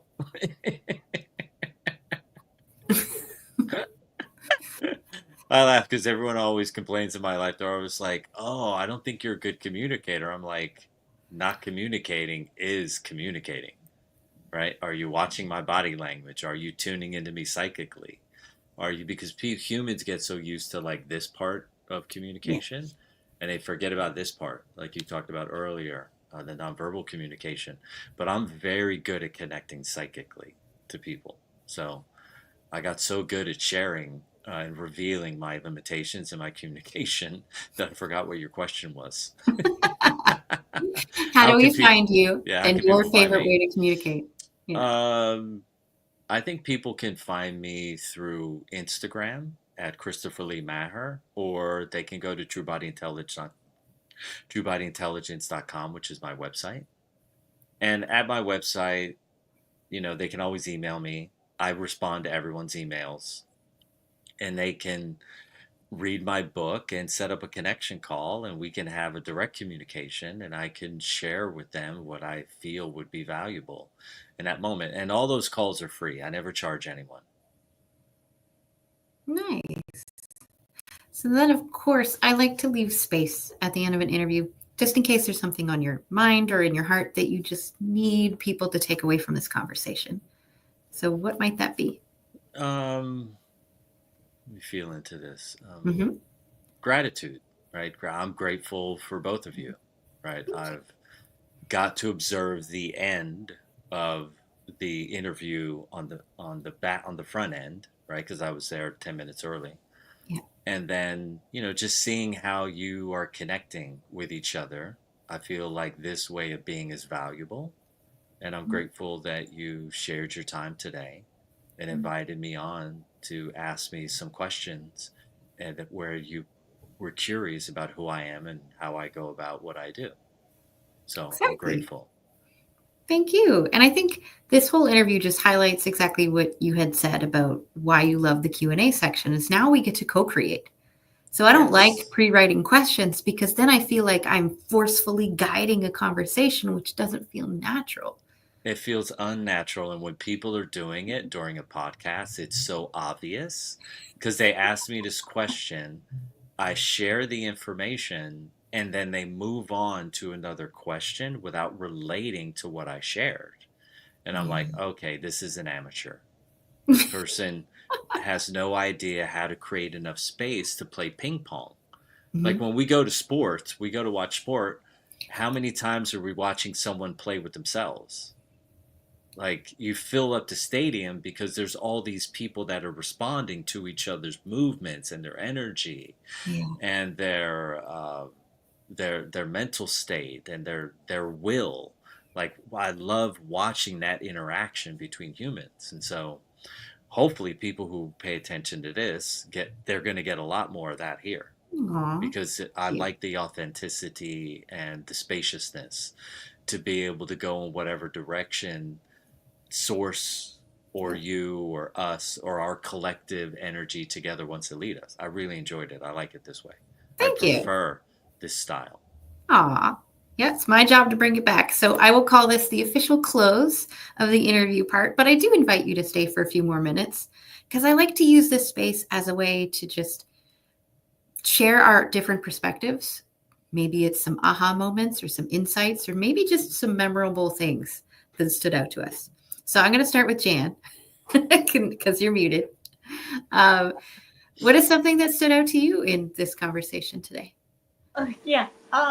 Just as a side note from a technical thing, I hope you don't hear the noises in the background. That's why I had my mute on, because I'm like got noises, and then you come to me and I'm like, uh-oh, it's gone now. Anyway, I just think it's wonderful how you include your audience in when you do a presentation. I love that, because, and that what you were saying about giving them that opportunity to know that they were part of something important. And I that stood out to me. I love that. And I like your energy is very calm. And I like that. I'm drawn to that calm sort of energy. So I'm honored to have had the opportunity to speak with you today. Oh, thank you, Jan.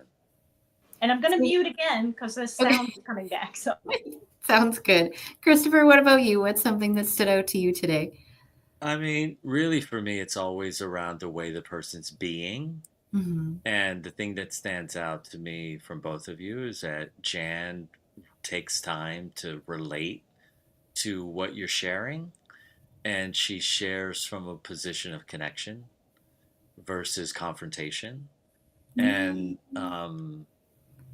I like when someone is expanding on what I'm sharing and reflecting back to me what they're hearing, because it gives me an opportunity to receive.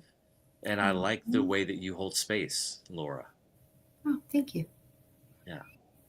Thanks. Ooh, so there was one part where you said love is inspired action, and that of course is greater than knowledge. I wrote that down.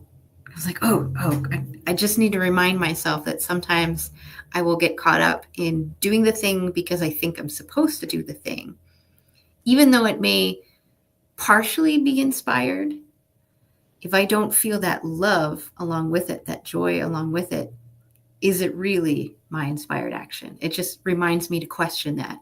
Or is it just somebody's knowledge, some Google's knowledge, whatever it is, that I'm just trying to implement because I should? I love these types of awareness questions to just realign and redirect myself every possible opportunity I can. So. Thank you. Thank you. Thank you both. I appreciate this. So our next guest is not here. That means Jan and I just get to chat. So much appreciated, Christopher. We will catch you later. Thank you. Bye. Thank you. Have a wonderful rest of your day. I like that visual too of the microphone. That's a powerful visual. Thank you. You know, I belonged to a mastermind called 4PC for like 6 years. Yeah. And the assistant or the second in charge would always send out these gift boxes. Oh. And, you know, I'm the type of person, they're always sending me books and like new teacups and stuff. And then that came in and I was like, that came in my box. I was like, I think that's the most valuable thing I ever got out of those boxes. In fact, they got to the point where they would send these boxes in. I wouldn't even open them because I was like, I can't handle having any more trinkets around my house. Yeah. But yeah, so every day when you go into that room, you see that, and that you're getting there subconsciously. That's wonderful. We're getting there somehow because, you know, my goal as a child, I would say a child, as a young adult, 17, 18 years old, was to be an inspirational speaker. I didn't know when it was going to happen. And I had one of the people that was connected to Blue Talks was part of a different group that I'm in, and they linked me in with you guys. And I just thought, oh, this is the direction that my life is going now. So I immediately started shutting down the other phase of my business like 2 months ago and started opening up this window. And as scary as that is, it feels in alignment with what I feel like I'm destined to do. Aw.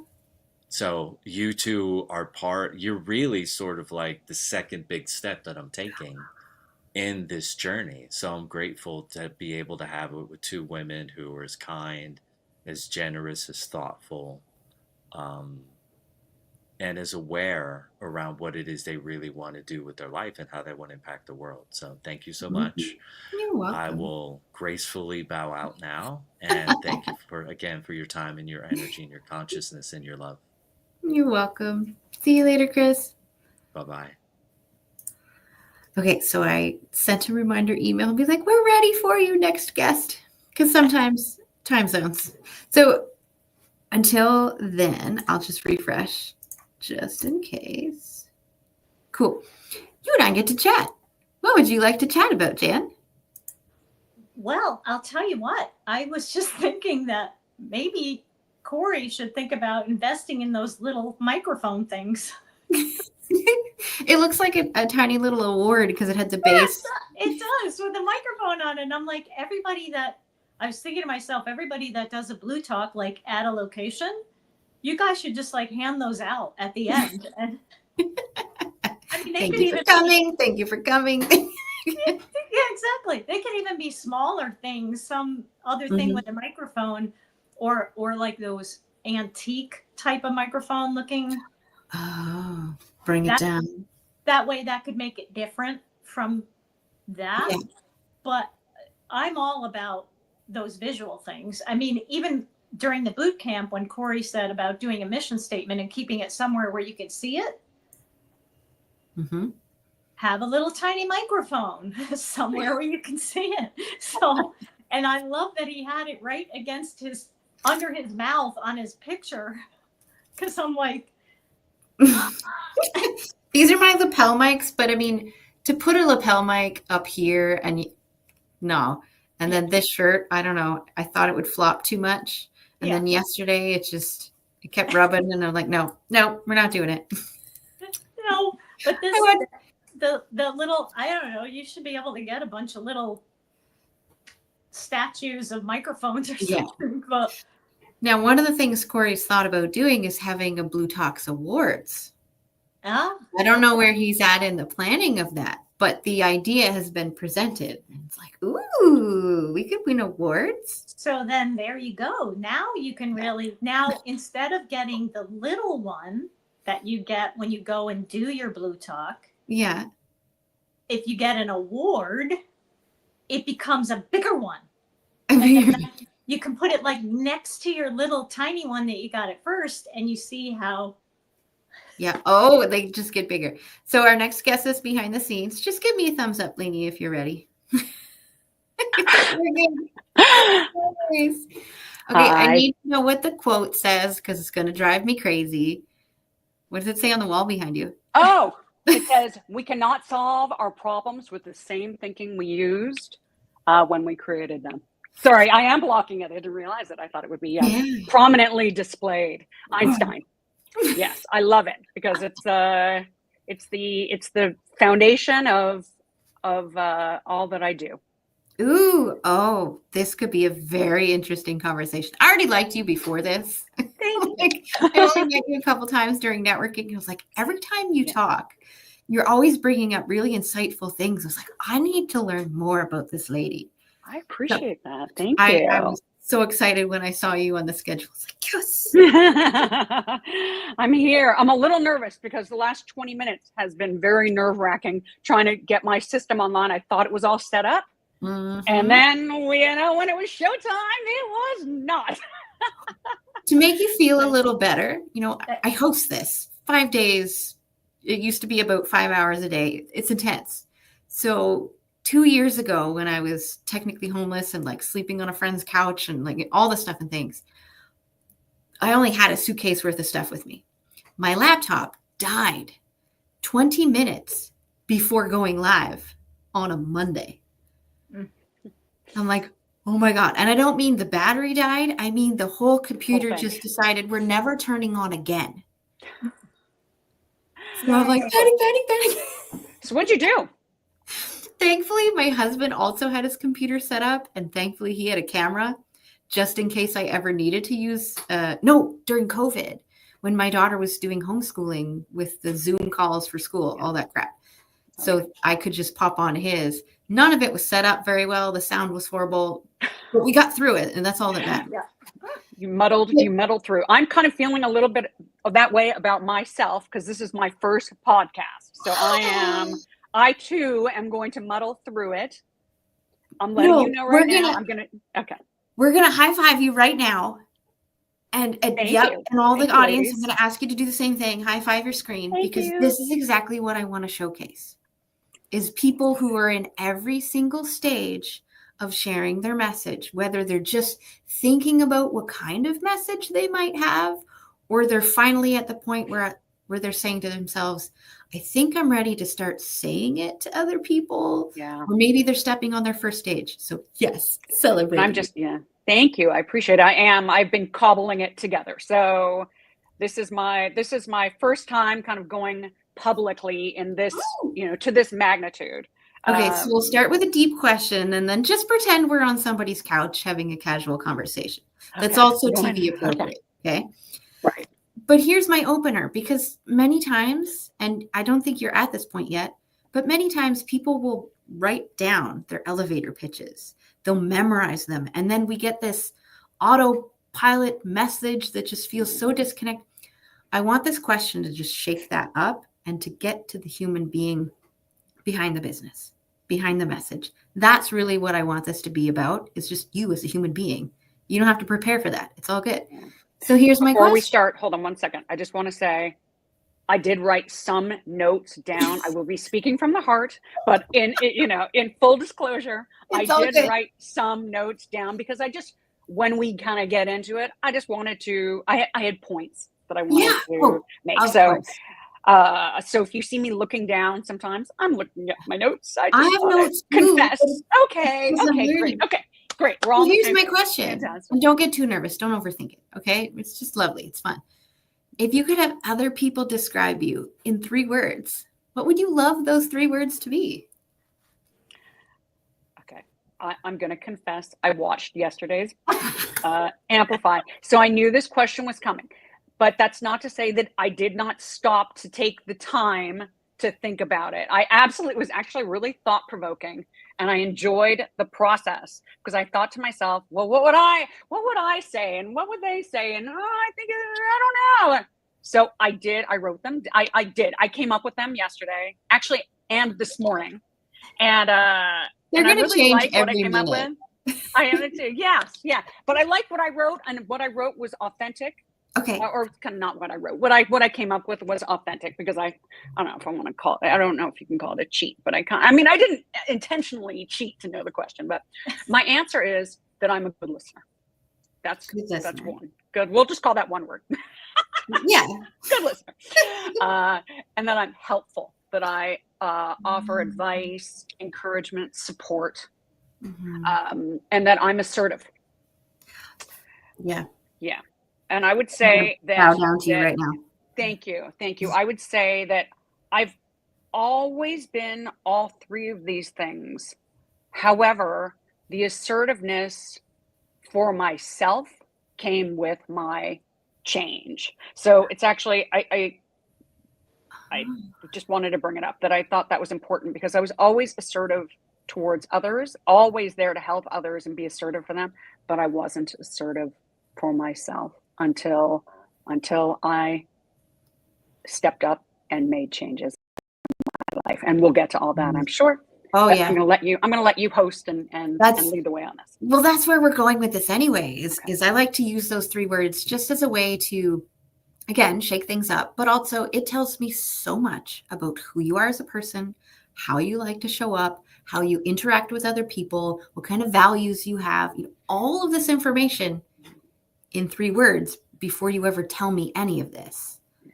So now I have this lovely picture, whether you planned it or not, doesn't matter. It's not so question. But now I have all this information and we get to see lovingly how this comes out as we're having the conversation today. And that's what I really want, is to be able to have people reference. So the follow-up question to this is always the same. How do these 3 words, or 4, the good listener, the helpful, and being assertive, how do they play a role in the key message that you have for people?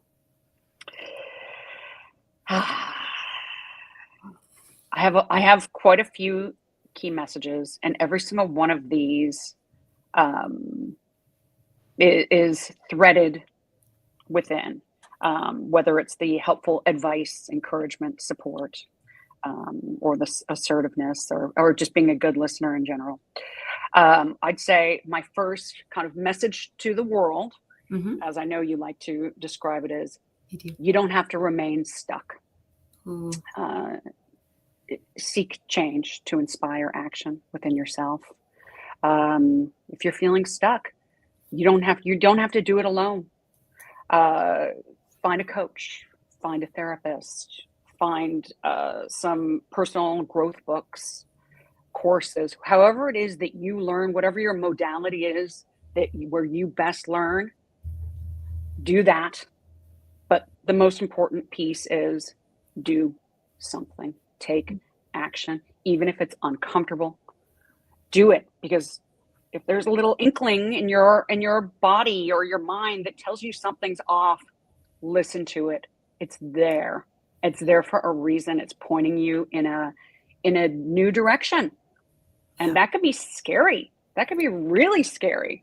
But it's important to follow that. Listen to your gut. Listen to yourself. There's so many messages. We have so many messages inside ourselves, but we spend so much time quieting it down.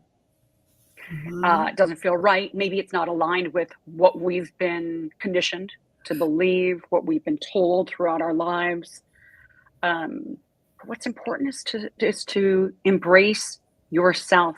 And when something is off, take action and do something about it, whether it's emotional or physical, a health condition, what have you.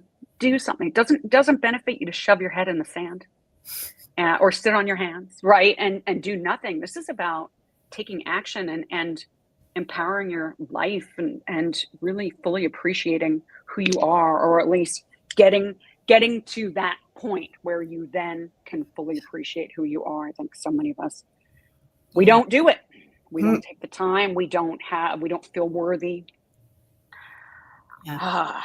That reminds me of lately. I've been so proud of her because she's had those moments where she felt stuck or she felt uncomfortable. And yet her pattern, just like mine, unfortunately, she repeats, that she would feel like she didn't have a voice or could stand up for herself to the level that she wanted. She was always trying to be nice and make sure people were feeling yeah. right? The people pleaser in her was the people pleaser in me, is probably the people pleaser in all of us. Yeah. So when she started standing up for herself lately, I'm like, I as a mom have to take the moment aside and be like, look, we're going to take this moment to celebrate. Why? Because this kind of thing needs to happen more. And if we celebrate it now, you'll feel like you want to do it again next time and stand up for yourself more next time. So I'm like, I need to learn this. I'm learning from you. We're going to do it together. Those are some of my points. Those are actually some of my points that are in my notes somewhere. So we're just gonna skip those. I may, fumble over them in a bit, but that's exactly it. It's about, you touched on a couple of big points. The first one was about, taking the wheel of your life. Stop letting people control you, or your anxiety and your fears control you, or the conditioning control you of people pleasing. You want to be liked. We all want to be liked, but we gotta throw down some boundaries, man.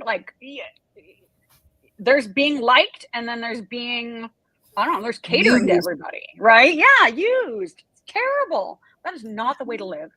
We've got to learn how to set boundaries. They're to protect ourselves, because we need to boundary ourselves from our people pleasing, and we need to start figuring out where'd this come from? Like, okay, well, I know where mine came from. I don't know about everybody else.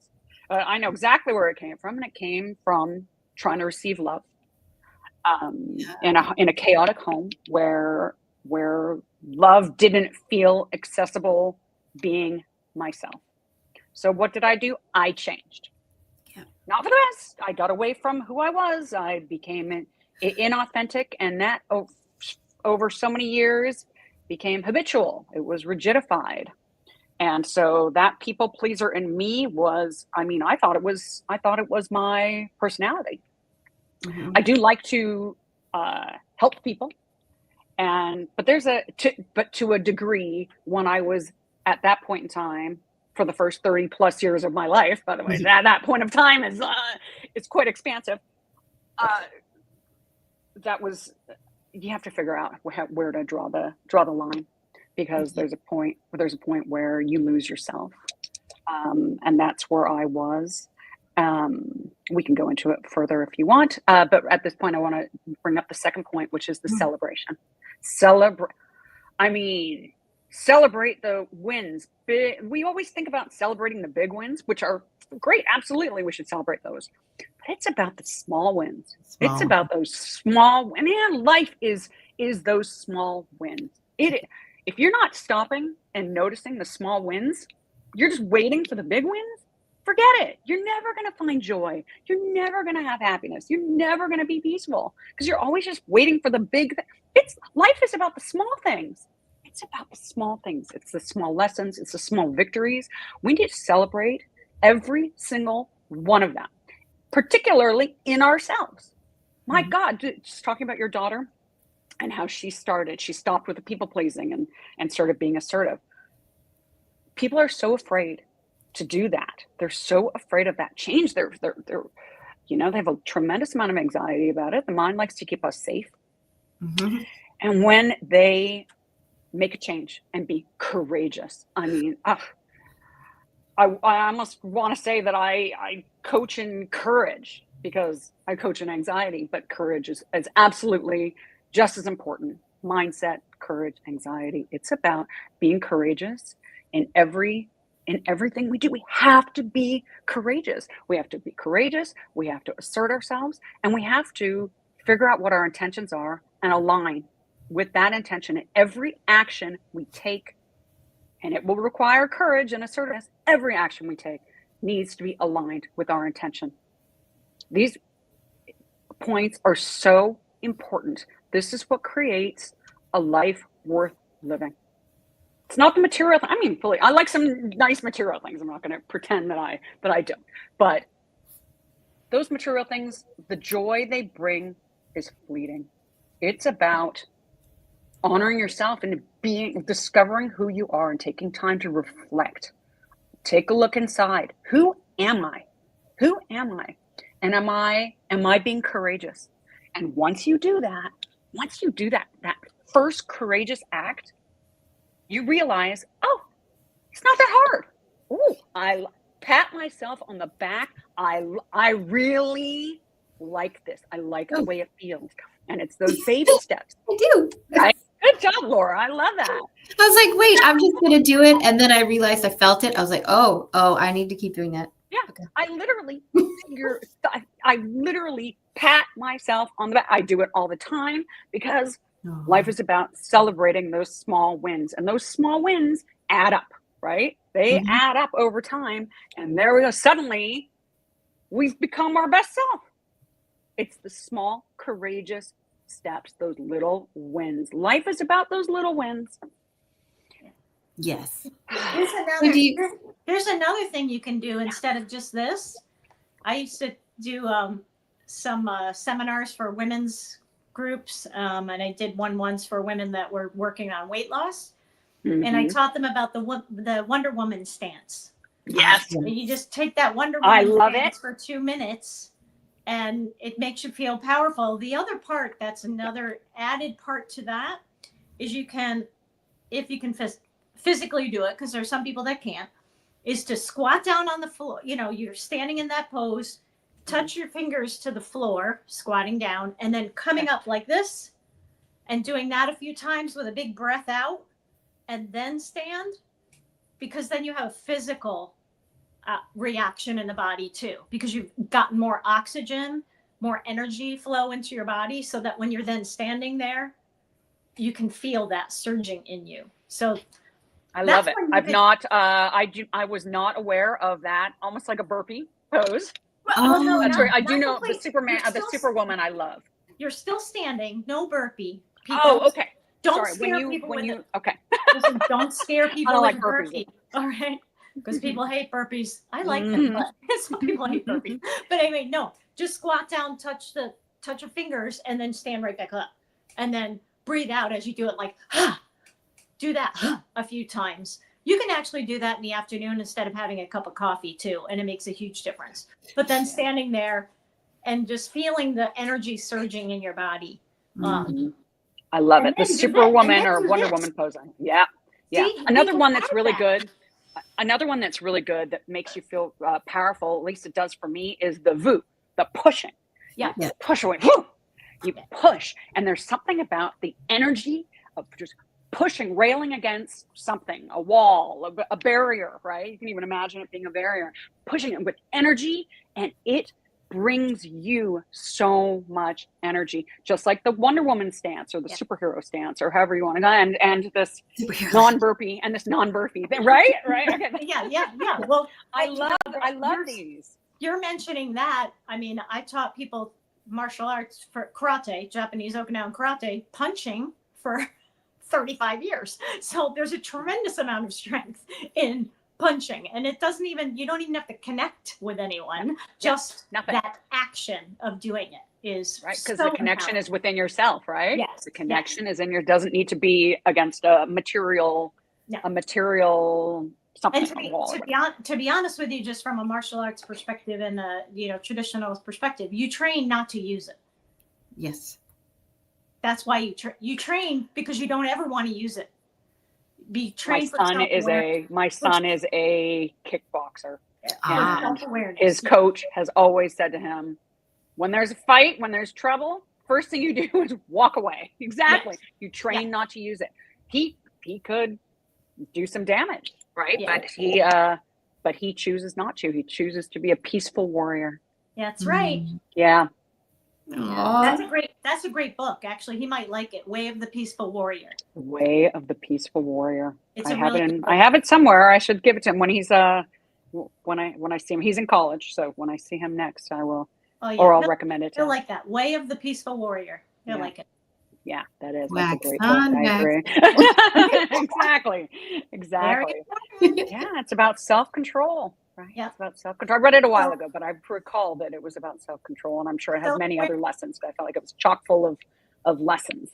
Self-awareness too. It's really, really important. That's what we're talking about. Actually, we've been talking about it all day. Being self-aware and how powerful everything. Yeah. It's so valuable. It's so important. If we don't have self-awareness, we're just going through life asleep. Yeah. We are sleepwalking through life. I don't know what you guys had discussed earlier, so I'm sorry if I'm repeating any of the lessons, but self-awareness is everything, and that's what I learned. That's what I learned. I was sleepwalking through life, and I had so much anxiety, and I was not my best self. Great. Let's dive into that a little bit more. Okay. Can you tell us, because you alluded to a story, and I love a good story. What inspired you to get into this work of coaching people through anxiety? My own story. My own story is what inspired me, because I grew up in a family that was financially strained, chaotic. It was challenging. My parents were misattuned. There was invalidation going on, and that's how I regarded myself. And and I was also a sensitive child. I'm a sensitive person in general still. I mean, that didn't go away. But those are the messages that I took with me and shaped me. And guided me in everything I did. So it's like something was awry. right? And I went off to college, and I was like, oh, I escaped this. I graduated college, and I became a successful talent agent. And I found the man I married, who was amazing, and I thought, again, I escaped this. And we had a child, my son, who I mentioned, the aforementioned child, the kickboxer, and then we were newly pregnant again with another child, and my husband died suddenly. And that changed everything. All the stuff that I thought I had escaped came back with a vengeance, mixed with grief, so much pain, and I didn't have enough tools based on my family of origin. Let's just say I didn't have healthy tools. Of course, there's a difference. You can have some tools, but they may not be healthy ones, full of coping mechanisms, maladaptive coping mechanisms, and negative thought processes, and then repeating what you know because you don't know better. Nope. And that could really mess up your kids. I went on to have my baby, who we were, when we were pregnant, and so there I was raising two kids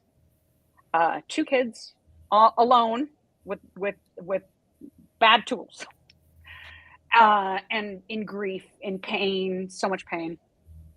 I didn't know what to do, and I didn't even know I needed to do anything. I was just in survival mode. Yeah. And years went by, and I got that tingling feeling, that the one I mentioned earlier about something's not right. It was so many years where I couldn't even think about something's not right because I was just trying to get through the day. And I was a decent parent because I had lots of love in my heart, but I was not the parent that I am now. I was not the parent that I would have wanted to be had I known how to be that. And I haven't mirrored to me. I didn't know how until I learned how. And my son would say, "Mom, when he would get in trouble, I would be mad at him for something, and he was like, why do you talk so much about, like, why are you over explaining? Like, I got that. I got it." And I was like, oh, I didn't even notice that I was over explaining. Coping mechanism. Like, oh, okay, well now I know. I had no idea. That you're not supposed to raise your voice to your kids, and there are times you need to raise your voice or make a point, but then there are other times that you really don't need to. There are other calm methods. Those are the ones I had to learn. I had to learn them, and I will tell you that I became. Oh, I didn't tell you how that happened. Sorry, I went into therapy, and it didn't work. I was my life had been so painful. I was so tightly. I was in like I've read it in books. A tight bud. There's a great poem about being a tight bud, and I was that. I was this tight bud, and even though I wanted to help myself, I couldn't. My mind wouldn't allow it. I was just blocked by these traumatizations that had happened, whether they were big or small, what was being made fun of or teased or left out or whatever it was. It was like it had all accumulated inside me. And then, of course, my husband passing away suddenly, there was just so much. There were so many traumas, mostly small, but that one was big. And I kept re-traumatizing myself, and I didn't know what to do. So I went to the therapy, and it didn't work. Maybe it was, I don't know. It didn't work.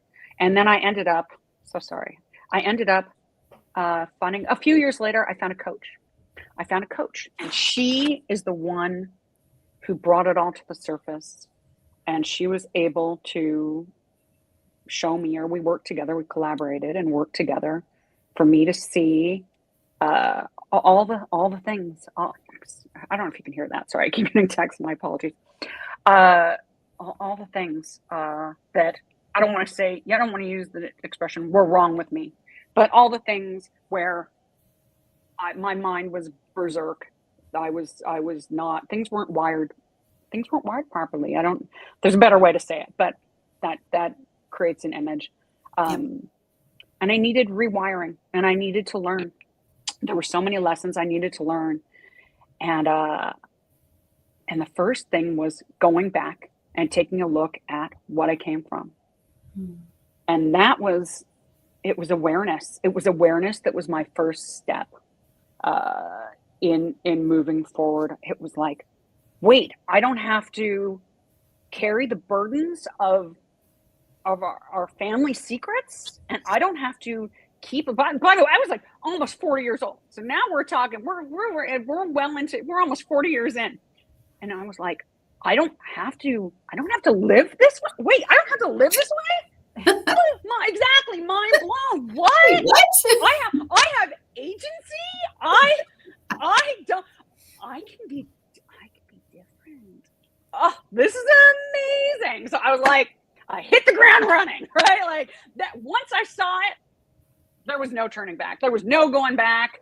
I was moving forward, and I started working on myself. That was when my work began, all my growth, and that was when I learned I had to be courageous. I had no courage. I had to build that up. And by the way, it didn't take much at all. It was like, as we discussed, it was like you do that first courageous step, you make that first courageous step, and suddenly it's like, oh, I like this. I can be courageous. I love it. This is fantastic. You mean I don't have to feel this way all the time? And so I started dealing with and working on all that crap from my past and removing layers and layers. And the work was so important to me. Yeah. I'm not even touching on so many things, but it doesn't matter. Yeah. Okay. I just like I said, I made notes because there were so many things that I wanted to talk about, but I'm totally going off script here. Okay, but it doesn't matter. It doesn't matter.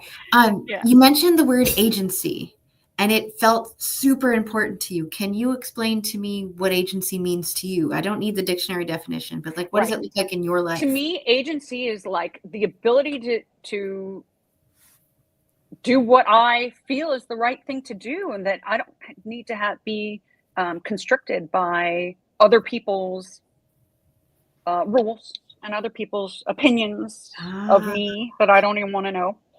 I don't need to know that. So to me, that is agency. It's a license. It's licensed to. Ooh, it's like a permission slip. It is a permission slip. I gave myself permission. And for anyone watching this right now, I give you permission. However, you need to figure out, you have to give yourself permission. Because if any of this is landing with you, things could be better in your world, right? And give yourself permission. I love that you're putting a little post-it there. I can't read the bottom. Your permission slip. Thank you. Yep. Thank you. I have one around here. That is so valuable. It's so valuable. Whether you put it in a post-it note or, something that I love to do that I had gotten from somebody else, I think Marissa Peer, is put it in your phone. Put it in your phone. I put so many important tips like that, tools in my phone, just to remind myself I set it up every day. Reminder. I know, and actually now I know what time it is when that message comes in, but I always read the message. You are worthy, or you're enough. Sorry, not you're worthy. You're enough. Or you have, I don't have the message. You have permission. I gave myself permission, and I never looked back. I gave myself permission. So please, who is ever watching this, if you are looking for permission, this is your permission slip from Laura and me and Jan. We're giving you permission to live your life and live it fully and live it well and live it calmly and peacefully. You deserve to have peace and calm in your life and not be anxious and not be so stressed and overtaxed and overwhelmed and overburdened. You deserve to have peace, and it's your job to find that peace. Whether, again, I mentioned it before, whether it's going to a coach, finding a coach that will teach you that. to get you out of anxiety, finding a therapist if that works for you, or if finances are tight, find a book that can help you with that, or I love books, or find a course, or find many courses. I've taken so many courses, and I love reinforcing the lessons that I've learned. And sometimes, every so often, I hear a little nugget in there, and I'm like, oh, yes, I have that, but I didn't realize that's what it was called, or I didn't realize that other people experience it. We are all having this big human experience, and so many of us we're repeating the same thing. Like, we're doing what everybody else is doing. We think we're like this island. We think we're alone, but we're just human, and having our human experiences. And what another piece we need to do is practice forgiveness and compassion. Forgiveness of ourselves. Sorry, I want to be clear. Yeah. You don't have to forgive others if you don't want to, but you need to find compassion and forgiveness of yourself. There's another great quote by Maya Angelou, and I'm going to butcher it. It's we do the best we can, until we know better, and then Yes. You got the the message I'm talking about. And so, forgive yourself for what you didn't know, but now that you know, do better. Do better. Be better for yourself, and be better if you have children, for them, for your family, for your friends. I would think that somebody would want to be the best person they could be. I don't know. Maybe I'm making assumptions, but I would think people want to be the best person they can be. And sometimes we need a little help. We weren't born. I mean, some people were, I suppose, or they think they were born to be their best selves. But a lot of us need some help. So don't be afraid. And there's no embarrassment to ask for help. Ask for help. That was another lesson. I was like, there was nobody to rely on, so I just would do everything myself. I think that's what took me so long to get help, is as I was like, I would think from my head. Everything was logical, and I still do that a little. I mean, I think I combine it with my heart. Yes. So I think logically from my head, and then I also listen to my heart, and I ask myself on a daily basis and periodically throughout the day, what do I need? And am I doing what is right? Am I doing what is right for me? Not according to the rules I was raised with. Yep. It was like, am I honoring myself? Honor yourself every day. Be courageous. Honor yourself. Check in with yourself. These pieces are so important. And be courageous. And you should not be living with anxiety that's like low hum of anxiousness on a daily basis. I kind of equate it to when someone's trying to lose weight and they have food noise. I see anxiety that same way. When you have chronic anxiety, it's anxiety noise. It's this low hum of anxiety, and everything you do, I must get it done. I must rush around. Like, stop and rest. You deserve that. You deserve to rest and just be, and take the time for self-care. Jan, take the time for self-care. I mean, that's a whole other. And we only have about 2 minutes left, and I want to make sure that people know where to find you, and of course, your favorite way to communicate. Yes, so you can find me on my website. It's www.Lainie, Lainie Etzioni, Etzioni. So Lainie Etzioni.com, LainieEtzioni.com. They can also find me on Instagram, Lainie at Lainie.Etzioni. So same spelling. I just recently started a YouTube channel. I'll be putting stuff out. You can find me on LinkedIn, also under Lainie Etzioni. Just got to get the spelling right. Lots of I's in there. And that's how they can find me. Awesome. Find me pretty much through anything, any social. Nice. So I'm going to call this the official close of the interview part, but I do like to invite the guests to stay for just a little bit longer so that we can do a little bit of a recap of our favorite moments or something that came up based off of our conversation. So Jan, I'm actually going to start with you. Jan, what is something that stood out to you during our conversation today? Well, I think that you've been saying so many of the things that I do help people with myself, about your self-awareness, about it's a choice. You have to choose, but everything that you were also alluding to was how difficult it is, and a lot of people hide, and they don't want to do it because it's frightening to look in that mirror yourself. I'm going to date myself from a kids show. They used to have, she had a mirror in the kids show without a mirror. And she used to go, I see so-and-so. She would name the kids. And she'd turn the mirror around, which remember, there's no mirror. And I see. So it's like, okay, but you don't see because there's no mirror there.